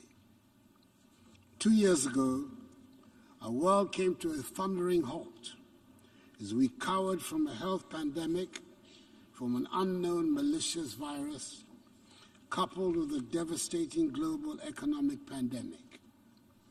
High budget deficits were no longer concerns of only developing nations. By 2021, COVID-19 had pushed Africa into the worst recession for half a century. A slump in productivity and revenues, increased pressures on spending, and spiraling public debts confronted us without relent. As we grappled with these economic challenges, Russia's invasion of Ukraine burst upon us, aggravating an already difficult situation. It is not just the dismay that we feel at seeing such deliberate devastation of cities and towns in Europe in the year 2022. We're feeling this war directly in our lives in Africa. Every bullet, every bomb, every shell that hits a target in Ukraine hits our pockets and our economies in Africa. The economic turmoil is global, with inflation as the #1 enemy this year. It hit a 40-year high in the United States and United Kingdom in recent months. There's record inflation in the Eurozone. Several African countries have inflation rates surging 3 to 4 times higher than what they were just 2 years ago. In Ghana, we're experiencing the highest inflation for 21 years. The high costs of food are hurting the poor, especially the urban poor, the most. Moreover, the spillover from central banks raising interest rates to combat inflation has been severe beyond borders, as global investors pull money out of developing economies to invest in bonds in the developed world. This has led to depreciating currencies and increased borrowing costs, meaning we need to raise and spend more of our own currencies to service our foreign debts in US dollars.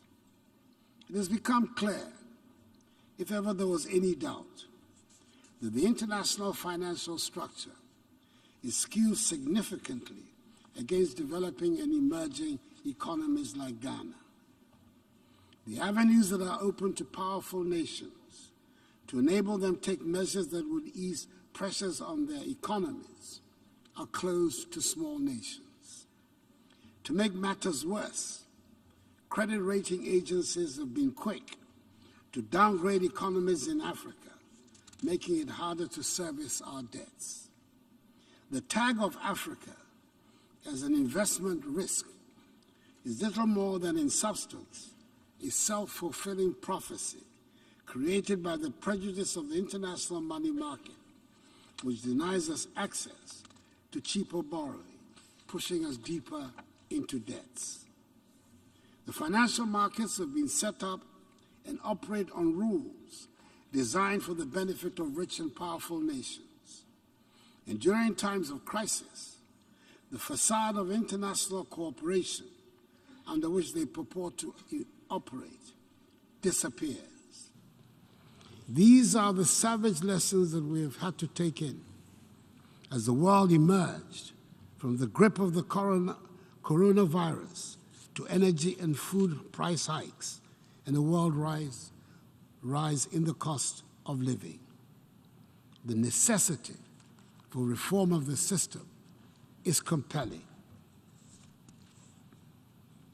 Mr. President, I'm a modest student of history, and I would say it is doubtful that any generation of inhabitants of this earth has ever witnessed such a perfect storm of global economic chaos, a war with global consequences, and an unwillingness or inability to find a consensus to deal with the catastrophe. It is under such circumstances that we have gathered under the theme, a watershed moment, transformative solutions to interlocking challenges. Excuse me. The problems we face are indeed many and vary in level of importance depending on where you are in the global order of things. Just last year, the focus was on energy transition. This year, it is about energy security, as Europe goes back to burning coal to replace Russian gas. Nevertheless, we do not have the luxury of being able to pick and choose which problem to solve. None of them can wait. The economic turbulence requires urgent and immediate solution. The turmoil and insecurity in many parts of the world require urgent attention. And so does the need to tackle the problems posed by climate change. A watershed moment indeed it is. And history will judge us harshly if we do not seize the opportunity to make the changes that will enable us to deal with the many problems we face. Mr. President, a case in point is the destabilizing conflict in the Sahel. It might look to many today as a local conflict which affects only the countries in that region. We in Ghana know differently. We have watched in horror as the unrest has moved from the Sahel inexorably to the West African coastal countries. All of Ghana's neighbors have suffered terrorist attacks, and some have lost territorial space to the invading forces. Furthermore, the terrorist pressure has provided a pretext for the unhappy reappearance of military rule in 3 of the 15-member ECOWAS community, 2 of whom have borne the brunt of the terrorist outrages in the region, Mali and Burkina Faso. It is a development we're determined to reverse so that the ECOWAS space remains a democratic one. All of us in the region are being forced to spend huge amounts of money on security. This is money we should be spending on educating and giving skills to our young people, on building much-needed roads, bridges, hospitals, and other such infrastructure, which we are spending to fight terrorists or to keep them out from destabilizing our countries. This is a global problem, deserving the attention of the world community for a global solution. Mr. President, I'm contributing to this debate on a date that has special significance for us in Ghana. 21st September is the date we mark the birth of our first president, Dr. Kwame Nkrumah. He would have been 113 years old today, and it is worth recalling on this day the driving force of his political career, which was to contribute to the birth of a united Africa, that is, the United States of Africa. We recognize today more than ever before the importance of the strength and unity of Africa, and we are working to shed that image of a helpless, hapless continent. There is a renewed commitment towards an inclusive and sustainable industrialization and economic integration. And the intensity of the challenges we face today is only matched like never before by the immensity of the opportunity before us. We, the current leaders of Africa, should be determined not to waste the crisis that confronts us. Incidentally, 2022 is billed as Africa's year to take action on food and nutrition development goals. We see the current geopolitical crisis as an opportunity to rely less on food imports from outside the continent and use better our 60% share of global share of arable lands to increase food productions. We have seen the devastating impact of relying on Russia and Ukraine for 70% of our wheat consumption.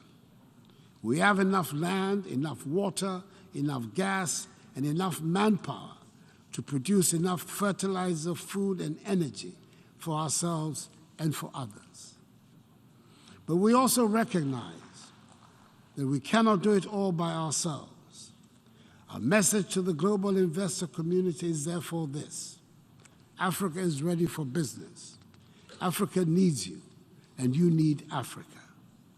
You need Africa because Africa is busily building the world's largest single market of 1.3 billion people. Soon we will have a customs union, and soon we will have a continental payment system that will accelerate and facilitate trade amongst ourselves. Already, goods and services are flowing more freely across our artificial borders. See Africa for what it is: the new frontier for manufacturing, for technology, for food production. That is why 6 years ago, I launched in Ghana the successful policy of one district, one factory, a policy with government incentives that has directly seen so far some 125 factories being set up in various districts across the country, leveraging on each area's competitive advantage.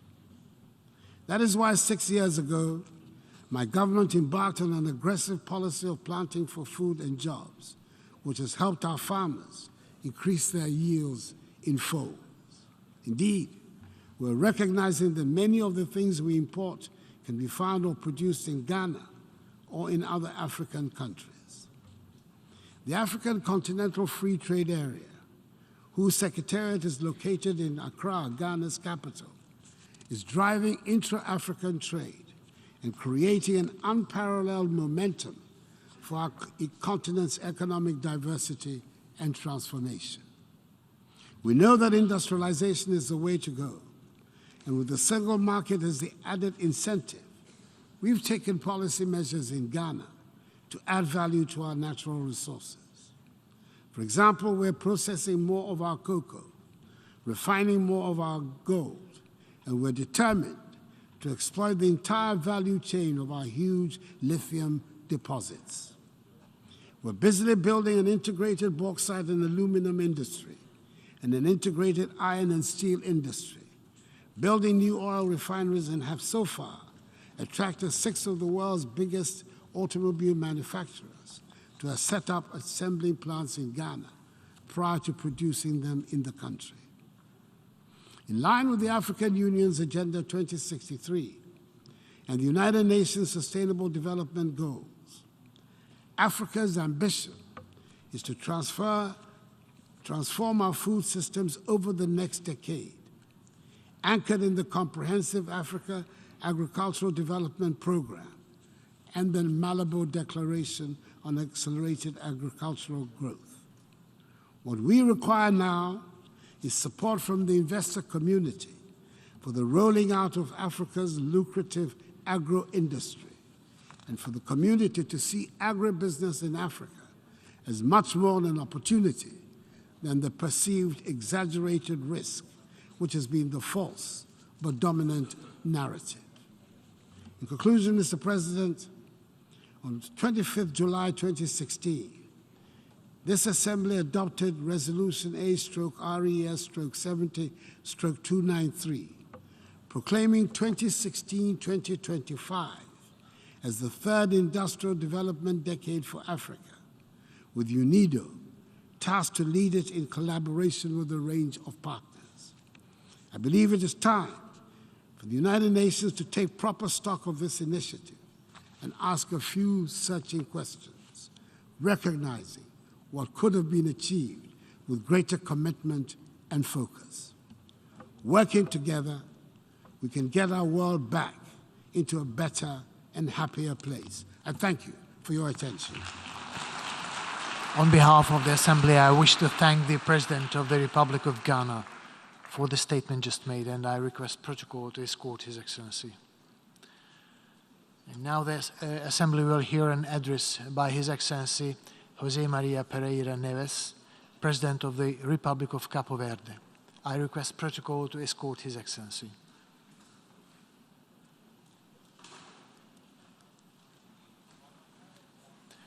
On behalf of the General Assembly, I have the honor to welcome His Excellency José María Pereira Neves, President of the Republic of Cabo Verde, and to invite him to address the Assembly.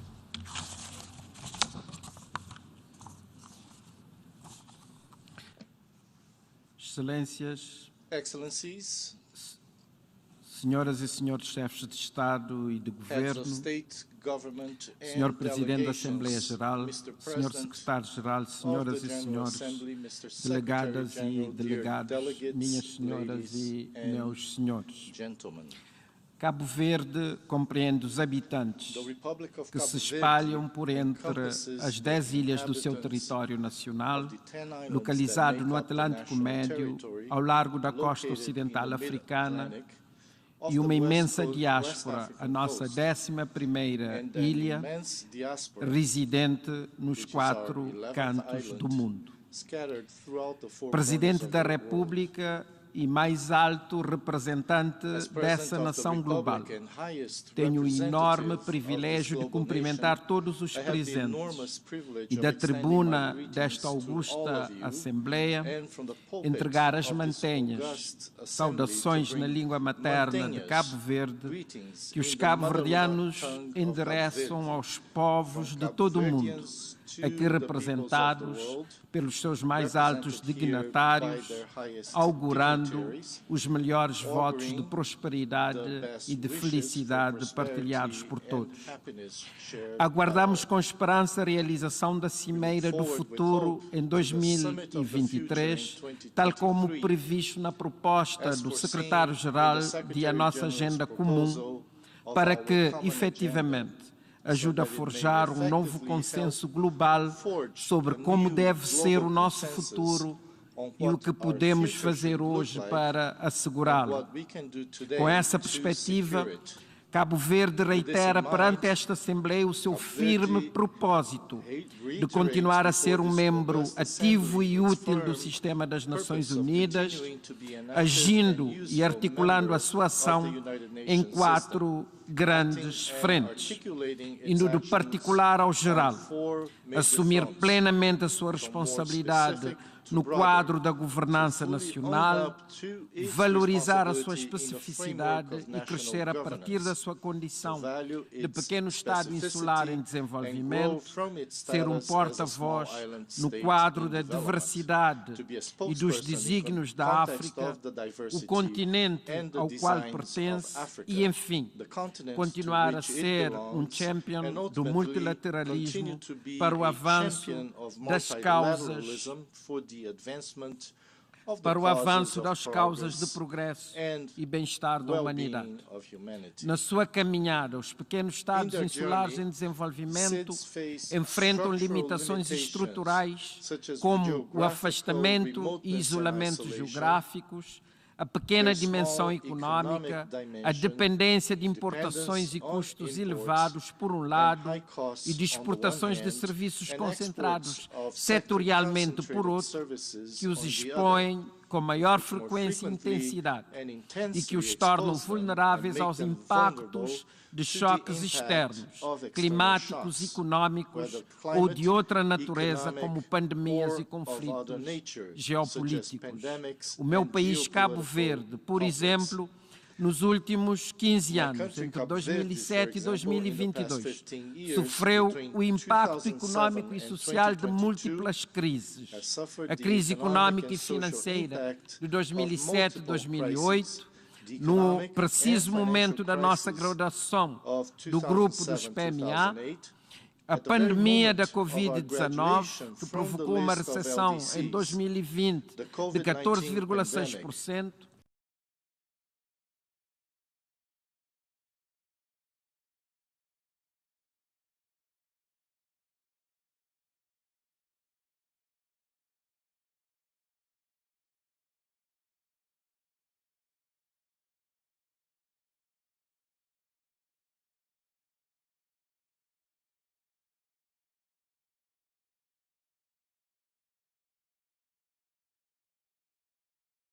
as suas resiliências, sendo, para tanto, imperativo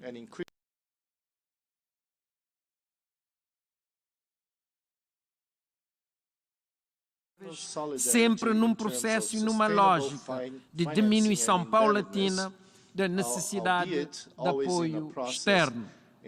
Não sendo nova esta narrativa, é, porém, urgente que possa ser implementada, pois que a menos de 8 anos da meta da Agenda 2030, todos os ponteiros mostram que os indicadores não estão no ritmo desejável para a realização, nessa data, dos Objetivos de Desenvolvimento Sustentável.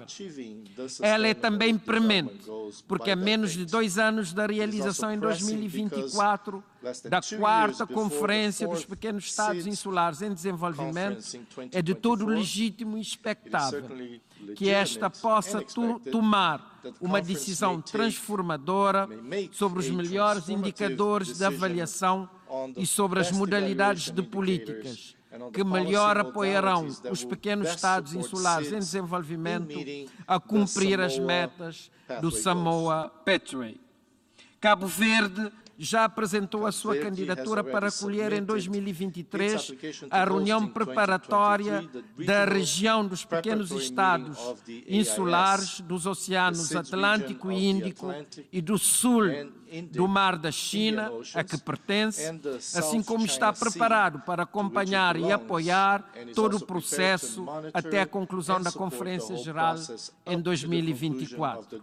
É, pois, nesse contexto de emergência, que saudamos a recomendação do Secretário-Geral e a decisão do Presidente da Assembleia Geral em instituir um painel de peritos de alto nível das Nações Unidas para conduzir os trabalhos, incluindo a finalização e uso de um índice multidimensional de vulnerabilidade, e auguramos uma conclusão satisfatória dos trabalhos desse painel e, sobretudo, que a Assembleia Geral possa adotar a sua proposta de índice multidimensional de vulnerabilidade e que este seja aceito e utilizado de forma consensual, tanto dentro como fora das Nações Unidas.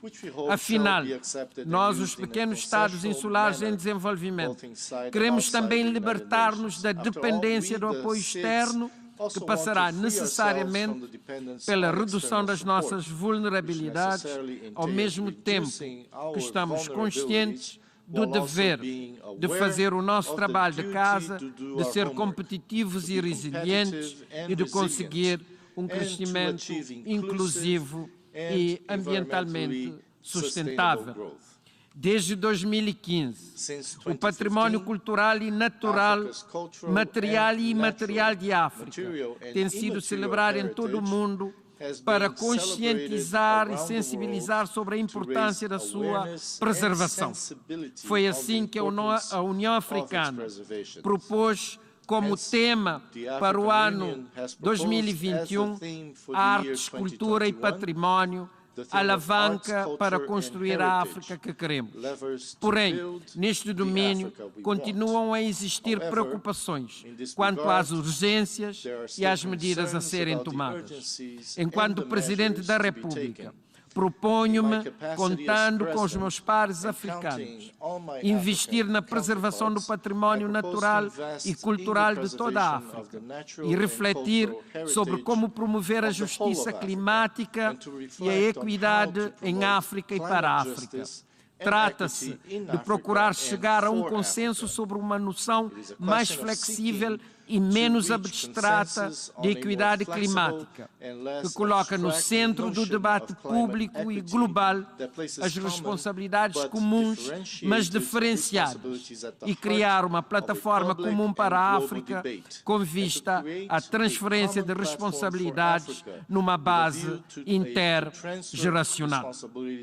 Nesta oportunidade, não posso deixar de referir-me ao movimento mundial de candidatura da criolização e das culturas crioulas a património mundial, pelo qual aceitei ser padrinho e porta-voz, não fosse Cabo Verde a primeira sociedade crioula do mundo. Esta é uma iniciativa liderada pela sociedade civil, que pretende que os países crioulos possam se posicionar a uma só voz sobre o seu património imaterial, promovendo a paz, a amizade entre os povos e a cooperação para o desenvolvimento, com base nos valores que a criolização trouxe para a civilização. Um novo ethos assente na tolerância, na diversidade e na fusão de culturas. Assim, apelamos a um forte apoio e engajamento político de personalidades de países crioulos e dos respectivos chefes de Estado. A adoção da Agenda 2030 e dos seus Objetivos de Desenvolvimento Sustentável foi um momento alto do multilateralismo, sendo que a sua implementação e realização progressivas deveriam continuar a beneficiar do impulso de um multilateralismo cada vez mais renovado, revigorado e ancorado no sistema das Nações Unidas. Tal não tem acontecido ao nível desejado nas várias frentes onde, infelizmente, permanecem desafios globais, ao mesmo tempo que têm surgido crises que se têm constituído em autênticos obstáculos ao progresso, pondo em perigo o almejado revigoramento do multilateralismo, adaptado e preparado para lidar com a dimensão e complexidade dos novos desafios. Nesse contexto, Cabo Verde defende um multilateralismo efetivo, inclusivo, preventivo, dissuasivo e cooperativo, que possa estabelecer um novo acordo global entre Estados, assim como uma nova governança global do sistema internacional. Um multilateralismo que apela a menos confrontação entre blocos e a mais cooperação entre Estados-membros na construção e na entrega de bens públicos globais para todos, quais sejam a paz e segurança, os direitos humanos e o desenvolvimento sustentável. Enfim, o multilateralismo útil, proporcionador de um contexto internacional apaziguado, que abra as portas para países como Cabo Verde, a mais financiamento externo e a mais e melhor integração nas cadeias de valores regionais e mundiais. Para terminar, auguro frutíferas deliberações durante a 77ª sessão da Assembleia Geral e que os resultados das mesmas possam pavimentar o caminho e preparar as cimeiras do futuro e dos pequenos Estados insulares em desenvolvimento em 2023 e 2024. O futuro reside em cada dia que temos à nossa frente, mas também nas soluções que tomamos e que tornamos possíveis em cada um desses dias. Bem-ajam as Nações Unidas e muito obrigado.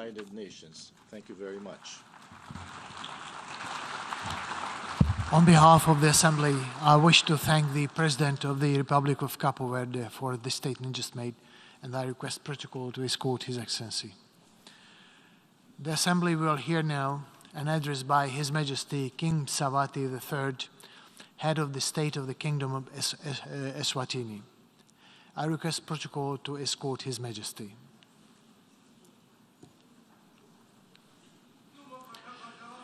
On behalf of the General Assembly, I have the honor to welcome His Majesty King Mswati III, Head of State of the Kingdom of Eswatini, to invite him to address the Assembly.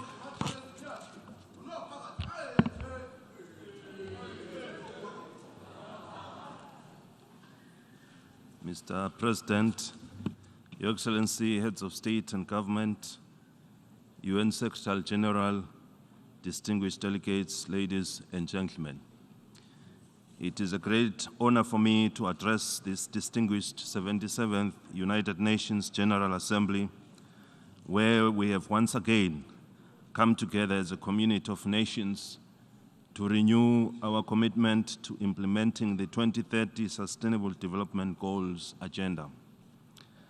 We are meeting at a time when we have just passed through a stage of tragedies brought about by the COVID-19 pandemic, which has claimed lives all over the world.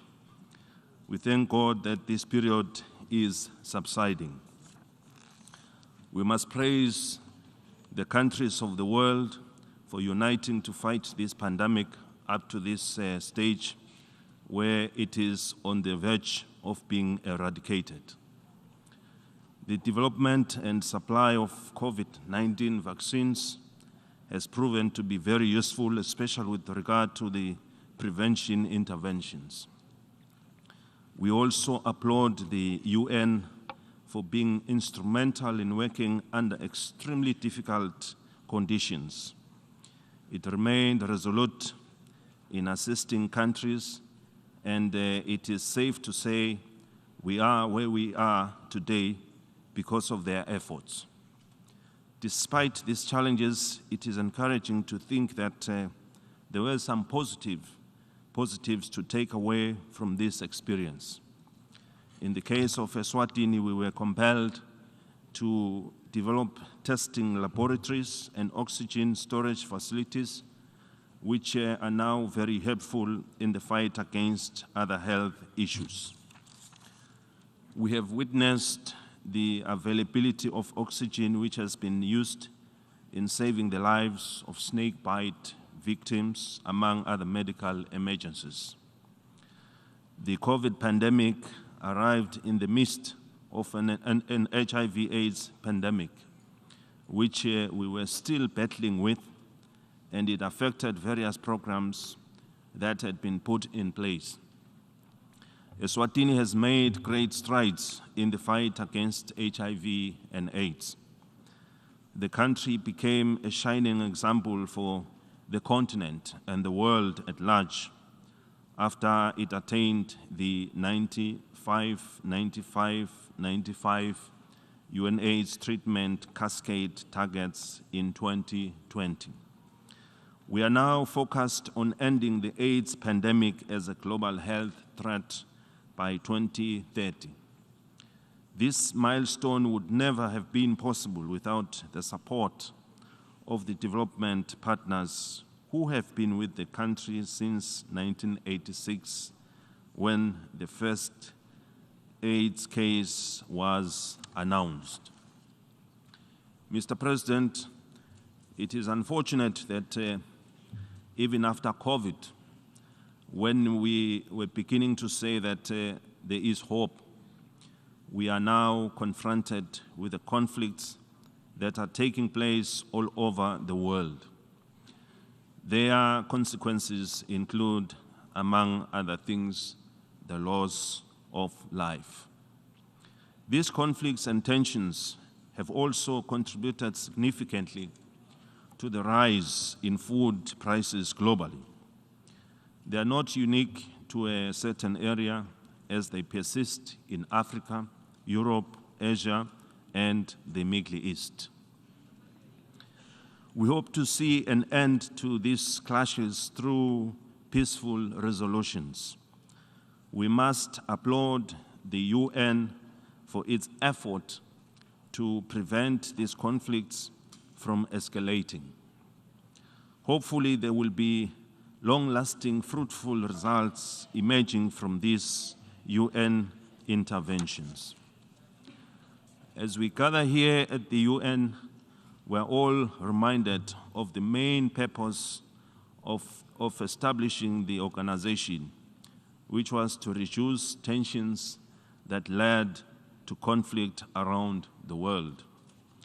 We hope the aspirations of our forefathers will guide us in using the organization to bring us together so that we can resolve our differences where they exist and find lasting solutions.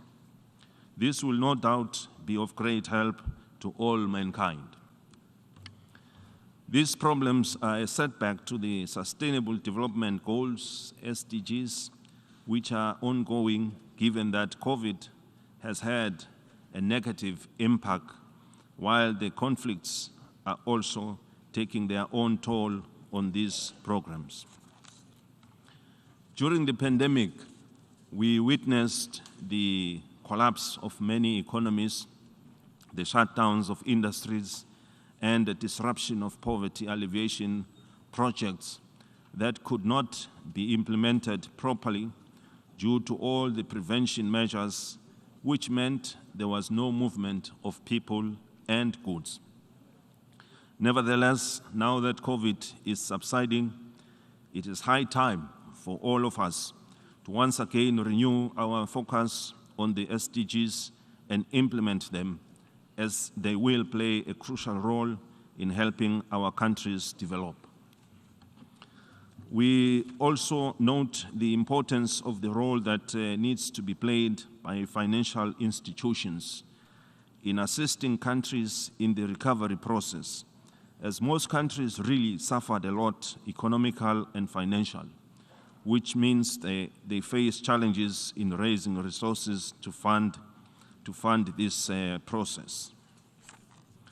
We hope and urge our financial institutions to remain open and receiving countries that need support to revive their developmental programs, to welcome their request with sympathy to the plight of the challenges that they faced during the troubling COVID and HIV/AIDS challenges. We do appreciate that in recent days, we have seen the financial multilateral organizations become more welcoming towards countries in need of budget support. We trust the world will continue to come together to resolve these challenges, as countries have a great strain on their resources, a situation that will be felt for some time to come. We hope the world will come together to contribute to resolving some of these problems. Our theme for this 77th session of the General Assembly is a watershed moment, transformative solutions to interlocking challenges. The theme fits very well with the several issues we are facing in the world today. The Kingdom of Eswatini, like all other member states, has not been immune to these encounters that have a heightened pressure on our already stressed economies. They have served to derail us from our pursuit of the United Nations Sustainable Development Goals Agenda 2030 and the African Union Aspirations 2063, the Africa we want. The theme should therefore serve to kickstart our economies towards recovery and enable us to create a sustainable future for our people.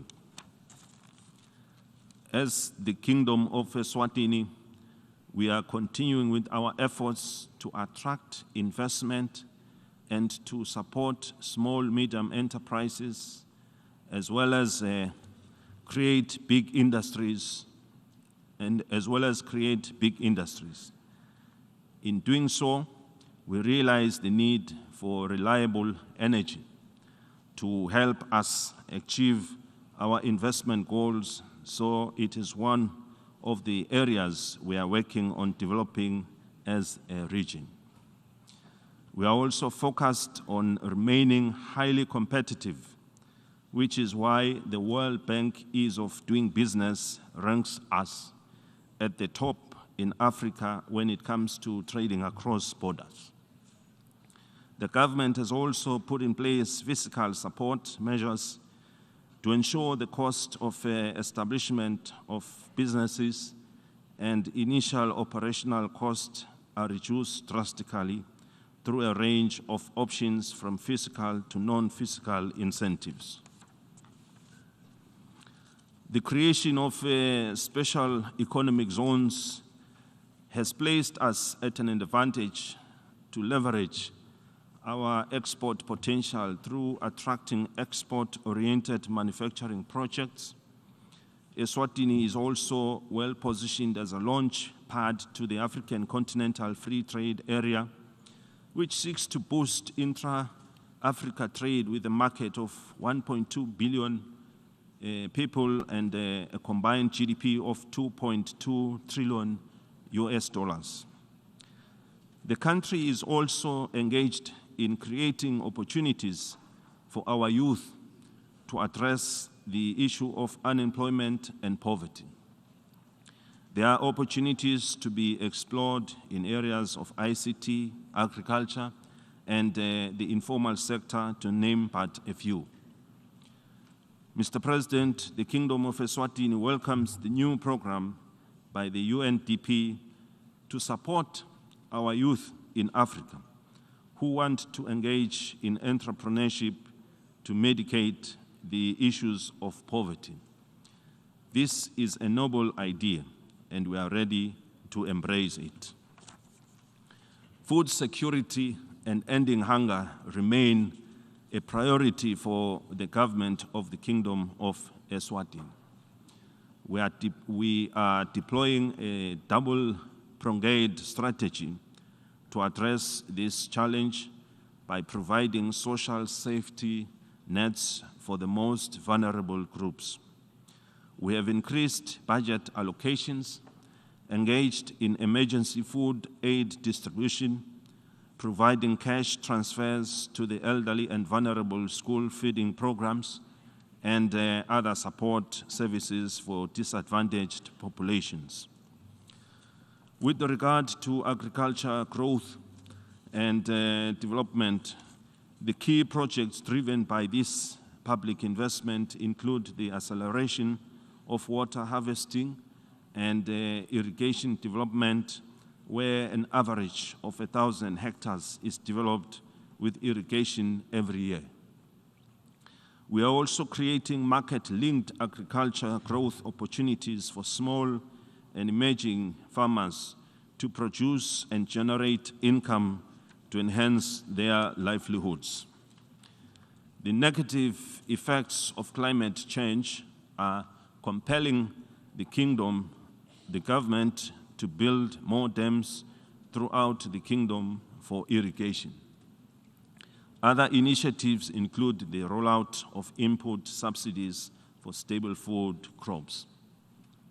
The combination of these programs has also increased the production of maize, our staple food, by 30% for 2021-2022 farming season, only 9% short of our national target. With the global stability at stake, Africans have recognized the need to guard against opportunists who seek to take advantage of the fragile economies to advance their agendas. Ours is a history littered with problems of the past and ongoing attempts to infiltrate our countries through covert and overt means. Eswatini is of the ardent belief that Africa must have a permanent representation in the United Nations Security Council, a call made in Ezulwini consensus in 2005. Our position emanates from the fact that every democracy has its exceptionality, and that societies are founded according to different cultural norms and values. We will not tire of the consideration and belated adoption of this call by the UN to bring in the proper perspective on the African polity. When the world faced the COVID pandemic, it must be noted that no country was spared, which means we all needed to come together to find solutions. Unfortunately, Taiwan was unable to access some of the World Health Organization's WHO programs and thus implement the remedies that required their approval. We continue to appeal for Taiwan to be considered for full participation in the UN agencies. We are confident that the global village would benefit substantially from Taiwan's meaningful participation in the UN system. The Kingdom of Eswatini calls upon the United Nations to make the necessary arrangements for Taiwan to significantly participate in relevant UN specialized agencies and mechanisms. Mr. President, as I conclude, Eswatini remains confident in the global body's capability to confront and overcome the challenges we face because most of them are man-made. We can achieve this through our full commitment to the ideals of the United Nations Charter. This time, history is calling on each member state to intensify efforts to address our plight if we envisage triumphantly walking the path to 2030. However, and most importantly, we must remain certain about one important thing. Our success hinges on unity and respect for one another, which is key to all the outcomes of this 77th session of the United Nations General Assembly.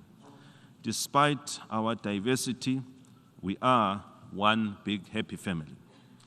We need to give the world and our people hope and confidence that the United Nations has the entire mandate to play its role in all global issues that affect mankind. I thank you. May Almighty God bless us all. On behalf of the Assembly, I wish to thank the Head of State of the Kingdom of Eswatini for the statement just made, and I request Protocol to escort His Majesty.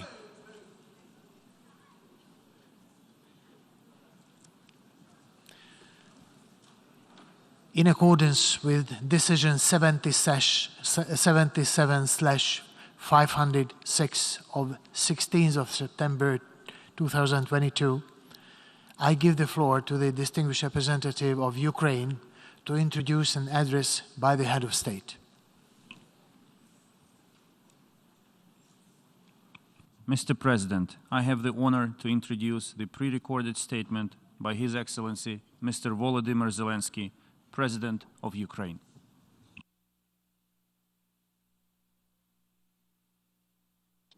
Greetings to all people of the world who value peace and unity between different and equal nations. I wish you all peace. I thank you that we are united in our striving to restore peace and to guarantee peace for any nation that has become a victim of the armed aggression. A crime has been committed against Ukraine, and we demand just punishment. The crime was committed against our state borders. The crime was committed against the lives of our people. The crime was committed against the dignity of our women and men. The crime was committed against the values that make you and me a community of the United Nations. And Ukraine demands punishment for trying to steal our territory, punishment for the murders of thousands of people, punishment for tortures and humiliations of women and men, punishment for the catastrophic turbulence that Russia provoked with its illegal war, and not only for us, Ukrainians, but for the whole world, for every nation that is represented in this hall of the UN General Assembly. I'm speaking on behalf of the state which is forced to defend itself, but has the formula for peace. I'm speaking to everyone who wants to hear how to achieve peace. I will present a formula that can work, not only for us, but for everyone who may find themselves in similar circumstances as we did. It's a formula that punishes crime, protects life, restores security and territorial integrity, guarantees security, and provides determination. There are 5 preconditions for peace. Dear Mr. President of the General Assembly, dear Secretary General of the United Nations, dear heads of states and governments, dear journalists, nations of the world, Ukraine wants peace. Europe wants peace. The world wants peace. And we have seen who is the only one who wants war. There is only one entity among all UN member states who would say now, if he could interrupt my speech, that he's happy with this war, with his war. But we will not let this entity prevail over us, even though it's the largest state in the world. Ukraine showed strength on the battlefield, using its right to self-defense in accordance with Article 51 of the UN Charter, and no one will reproach us now or in the future with weakness or inability to fight for ourselves, for our independence. We are achieving a result in this fight, and we see what the end of this war will be and what will be the guarantees of a stable peace. The UN Charter proclaims the equality of nations, and we proved that Ukraine is equal among the equals. The UN Charter protects the inviolability of borders, and we confirm our state borderline by expelling the occupiers outside. The UN Charter stipulates the value of human rights, dignity, and life, and we also stipulate them with every Ukrainian city freed from Russian occupation. We didn't provoke this war. We held 88 rounds of talks in various formats to prevent this war, just from the beginning of my presidency until February 24 this year. But Russia, instead of stopping the crime of aggression, which it started back in 2014, turned it into a full-scale invasion. And we have no choice but to defend ourselves. We do it. We push the aggressor beyond the internationally recognized border of the Ukrainian state. And this is the first item of our peace formula. Comprehensive item. Punishment. Punishment for the crime of aggression. Punishment for violation of borders and territorial integrity. Punishment that must be in place until the internationally recognized border is restored, until the aggression stops, and until the damages and losses for the war are fully compensated. Therefore, sanctions against the aggressor are part of the peace formula. Blocking the trade and relations with the aggressor is a part of the peace formula. All this is a punishment. So long as the aggressor is a party to decision-making in the international organization, he must be isolated from them, at least until aggression lasts. Reject the right to vote. Deprive delegation rights. Remove the right of veto if it is a member of the UN Security Council, in order to punish the aggressor within the institutions.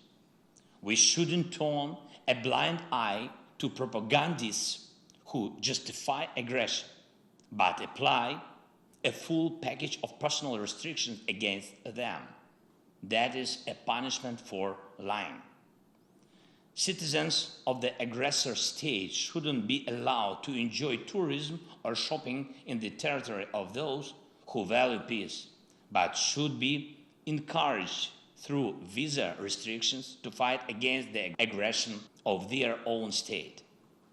Punish for abetting the evil. A special tribunal should be created to punish Russia for the crime of aggressor against our state. This will become signal to all would-be aggressors that they must value peace or be brought to responsibility by the world. We have prepared precise steps to establish such tribunal. They will be presented to all states. Ukraine will appeal to the UN General Assembly to support an international compensation mechanism. We count on your support. Russia should pay for this war with its assets. It's also a punishment. This is one of the most terrible punishments for Russian officials who value money above everything else. The second item of the peace formula is the protection of life, the most concrete item. Now, while the sessions of the General Assembly continue in the Ukrainian town of Izum, Kharkiv region, the exhumation is underway of bodies from a mass burial which happened when the territory was controlled by Russian troops. The bodies of women and men, children and adults, civilians and soldiers were found there, 445 graves.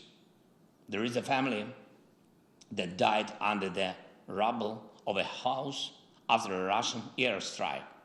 Father, mother, 6 and 8-year-old girls, grandparents. There is a man who was strangled with a rope.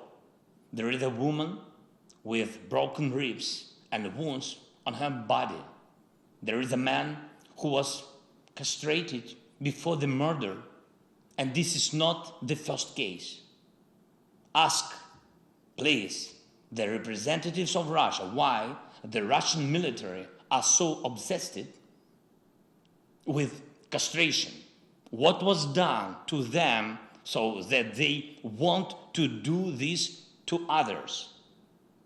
The only thing that differs the mass burial in Izum from what the world saw in Bucha is in fact the burial. The Russian army was in Izum for a longer time, and therefore the bodies of the killed people were buried and not scattered on the streets. So how can we allow the Russian army somewhere on Ukrainian soil, knowing that they are committing such mass murders everywhere? We cannot. We must protect life. The world must protect life. Every state suffering the armed aggression needs the opportunity to protect its citizens and liberate its territory. If it requires help with weapons or shells, they should be provided. If you needed financial help for this, it should be given. If for this it's necessary to help with intelligence data, just do it. But what is not needed is lies. We can return the Ukrainian flag to our entire territory. We can do it with the force of arms, but we need time. We tried to speed it up. We tried to implement the basic provisions of the UN Charter for Ukraine through negotiations, but Russia is afraid of real negotiations and doesn't want to fulfill any fair international obligations. It lies to everyone, as it's typical for aggressors, for terrorists. Even now, when Russia talks about negotiations, it only wants to slow down its retreat. Russia wants to spend the winter on the occupied territory of Ukraine and prepare forces to attempt a new offensive, new Buchas, new Izums. Or at least it wants to prepare fortifications on occupied land and carry out military mobilization at home. We cannot agree to a delayed war because it will be even hotter than the war now. For us, this is a war for life. That is why we need defense support, weapons, military equipment and shells. Offensive weapons and long-range one is enough to liberate our land, and defensive systems, above all air defense. And we need financial support to keep internal stability and fulfill social obligation to our people.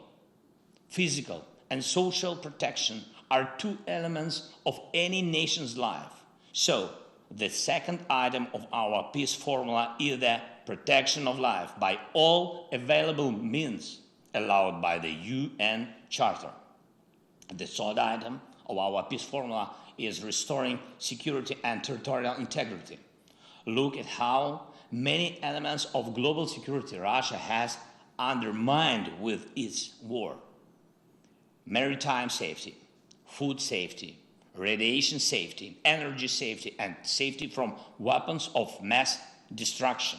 We are already restoring maritime safety and food security, and I thank Mr. Antonio Guterres for his personal involvement. Algeria, Ethiopia, Egypt, Libya, Kenya, Somalia, Sudan, Tunisia, Bangladesh, Israel, India, Iran, Yemen, Cyprus, China, Korea, Lebanon, Turkey, Belgium, Bulgaria, Greece, Ireland, Spain, Italy, Netherlands, Germany, Romania, and France have already received Ukrainian agricultural products. And we have to increase the supply by sea, both under market conditions and within the UN food program, for which Ukraine is always a reliable partner. And by the way, despite all the difficulties caused by the war, we decided to provide humanitarian aid to Ethiopia and Somalia. So we will send them an additional amount of our wheat, but it's more difficult with other security elements. On the eve of the General Assembly meeting, Russia fired missiles at the South Ukraine nuclear power plant. The explosion hit the station buildings. Windows were broken. Walls were damaged. The rockets exploded only 300 meters from the walls of the reactors. And this is after the IAEA's clear appeal to Russia to stop any hostile activity against any nuclear facilities of Ukraine, and in particular against the Zaporizhzhia nuclear power station, the largest one in Europe, which Russia has turned into a target. And that makes all of you a target. Russian radiation blackmailing is something that should concern each and every one of you, because none of you will find a vaccine against radiation sickness. The cost of living crisis continues in dozens of countries. It roots in the destabilization of the energy market. It's necessary to remove the main factor of global price turbulence, namely Russian energy blackmailing. It's necessary to cap the prices at which Russia exports its energy resources. It's necessary to make Russian oil and gas just ordinary goods again. Currently, oil and gas are Russia's energy weapons. And that is why it manipulates the markets so that electricity, gas, petrol, and diesel become the privilege of few instead of being a common goods available to all. Limiting prices is safeguarding the world. This is the way to restore energy and price security. But will the world go for it? Or will it be scared? Will it be scared of Russian threats? It's necessary to take only one strong step, after which everything will become clear. The time has come for this. This step will put everything in place. After the Russian missile terror, after the massacres, after Mariupol, after the burning of the Ukrainian prisoners in Olenivka by the Russian military, after blocking the ports, after the strikes of the Russian tanks and missiles on nuclear power plants, and after threats to use nuclear weapons, which have become the rule, not the exception for Russian propagandists. We must finally recognize Russia as the state of sponsor of terrorism at all levels, in all countries that confess the values of peace and protection of human life, legally, politically. If you don't have a legal mechanism, you can make a political decision in the parliaments. This is the foundation for restoring global security. If this strong step is taken, doubts will disappear whether to take other important steps. And what is very sensitive is the border, the territorial integrity. When one country tries to steal the territory of another state, it puts all of the world nation under attack. Global security cannot be restored without restoring the territorial integrity of the nation which suffered the armed aggression. So the third item of the Ukrainian peace formula is the restoration of security and territorial integrity. The fourth item is security guarantees. Every nation has the right to security guarantees, not only the largest nations, not only the most fortunate ones. We have proposals to upgrade the security architecture for Ukraine and for Europe and the world, which will not allow any more aggression against us. We are already presenting them to partners. Proposals for legally binding multilateral and bilateral treaties. These are the conditions for the guarantors to act and the timeline for their actions to bring results. Results on land, at sea, and in the air, in diplomacy and politics, in economy and finance, in providing weapons and intelligence. Each of you who will receive the text of our peace formula will also see the details of what we offer as security guarantees. I do not want to compare our offers with the guarantees of any alliances that exist on the planet now. I want to stress that it is always much better to guarantee the security of a nation preventively rather than to stop a war after it has already begun. And the fifth item of the Ukrainian peace formula is the determination, something without which the other four items will not work.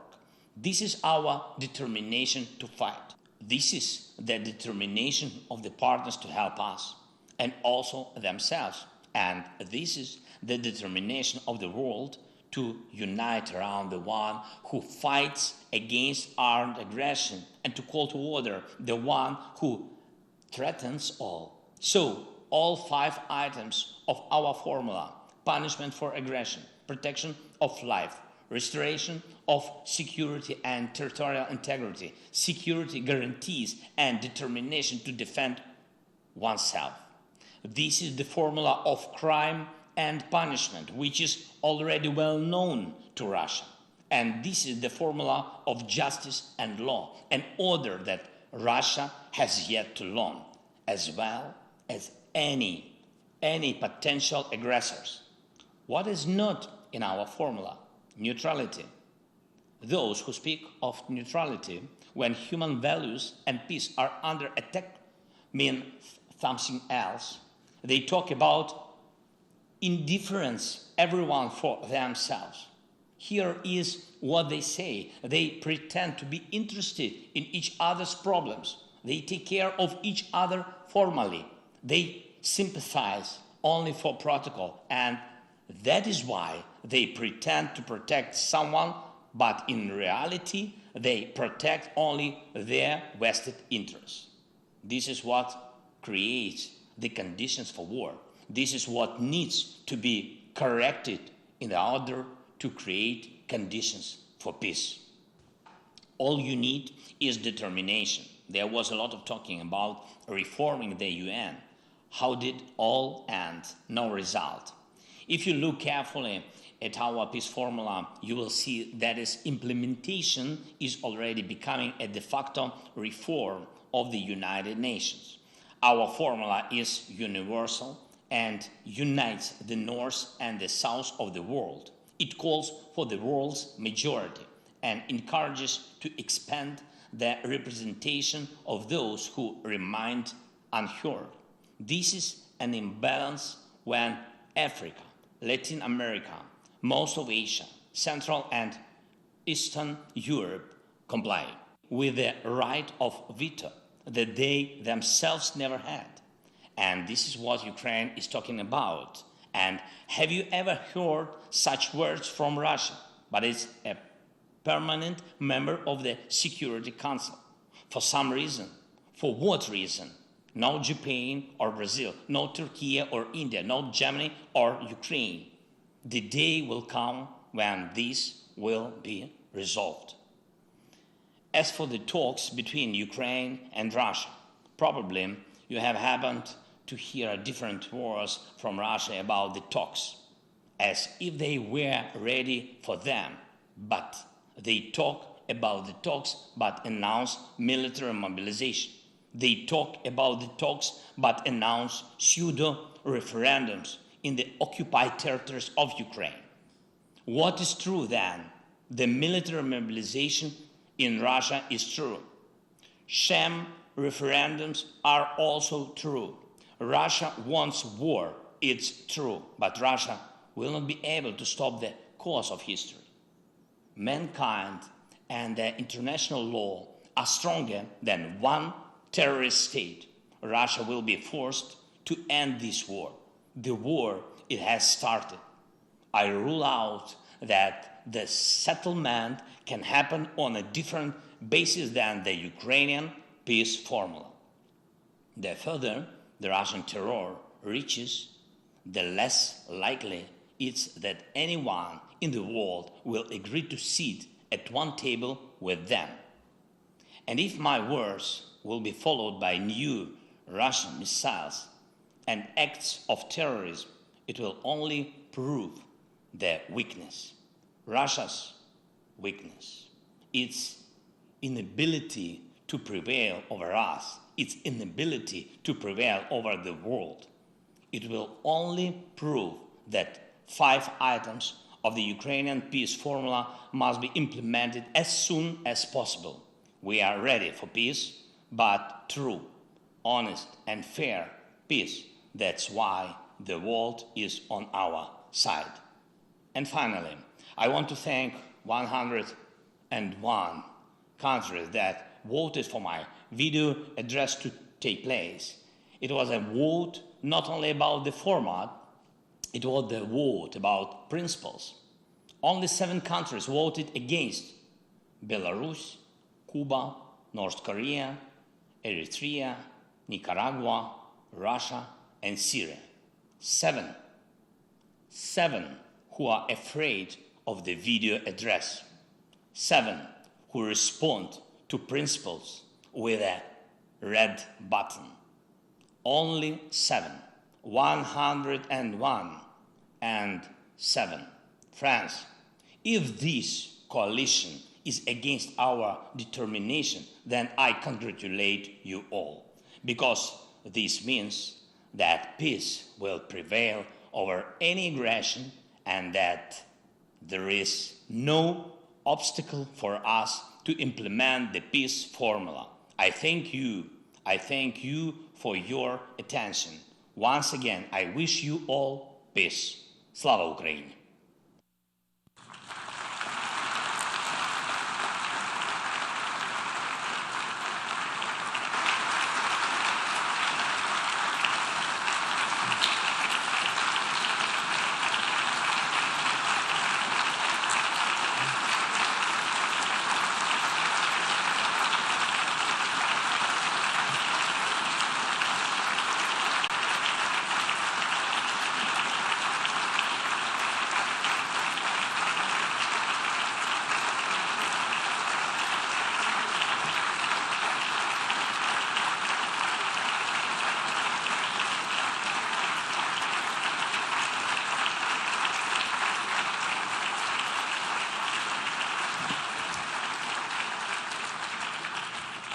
On behalf of the Assembly, I wish to thank the President of Ukraine for his statement just made.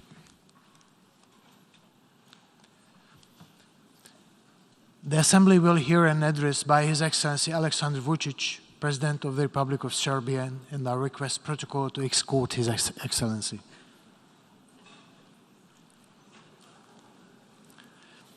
On behalf of the General Assembly, I have the honor to welcome His Excellency Alexander Vučić, President of the Republic of Serbia, and to invite him to address the Assembly.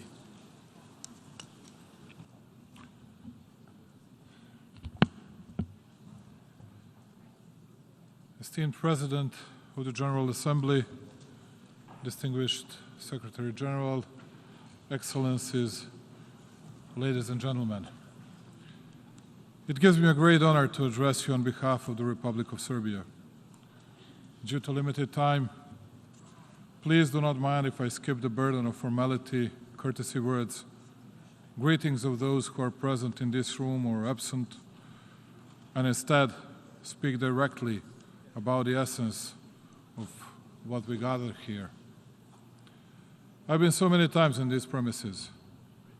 The seriousness of the present moment obliges me to share difficult but true words with you. Everything we are doing here today seems at least relatively impotent and vague. Our words make hollow and empty echo comparing to the reality we are facing. And that reality is such that no one is listening to anyone here, no one strives towards real agreements and to resolving problems, and almost everyone takes care only of their own interests, breaching often along the way the basic principles of international law, throwing away the UN Charter and other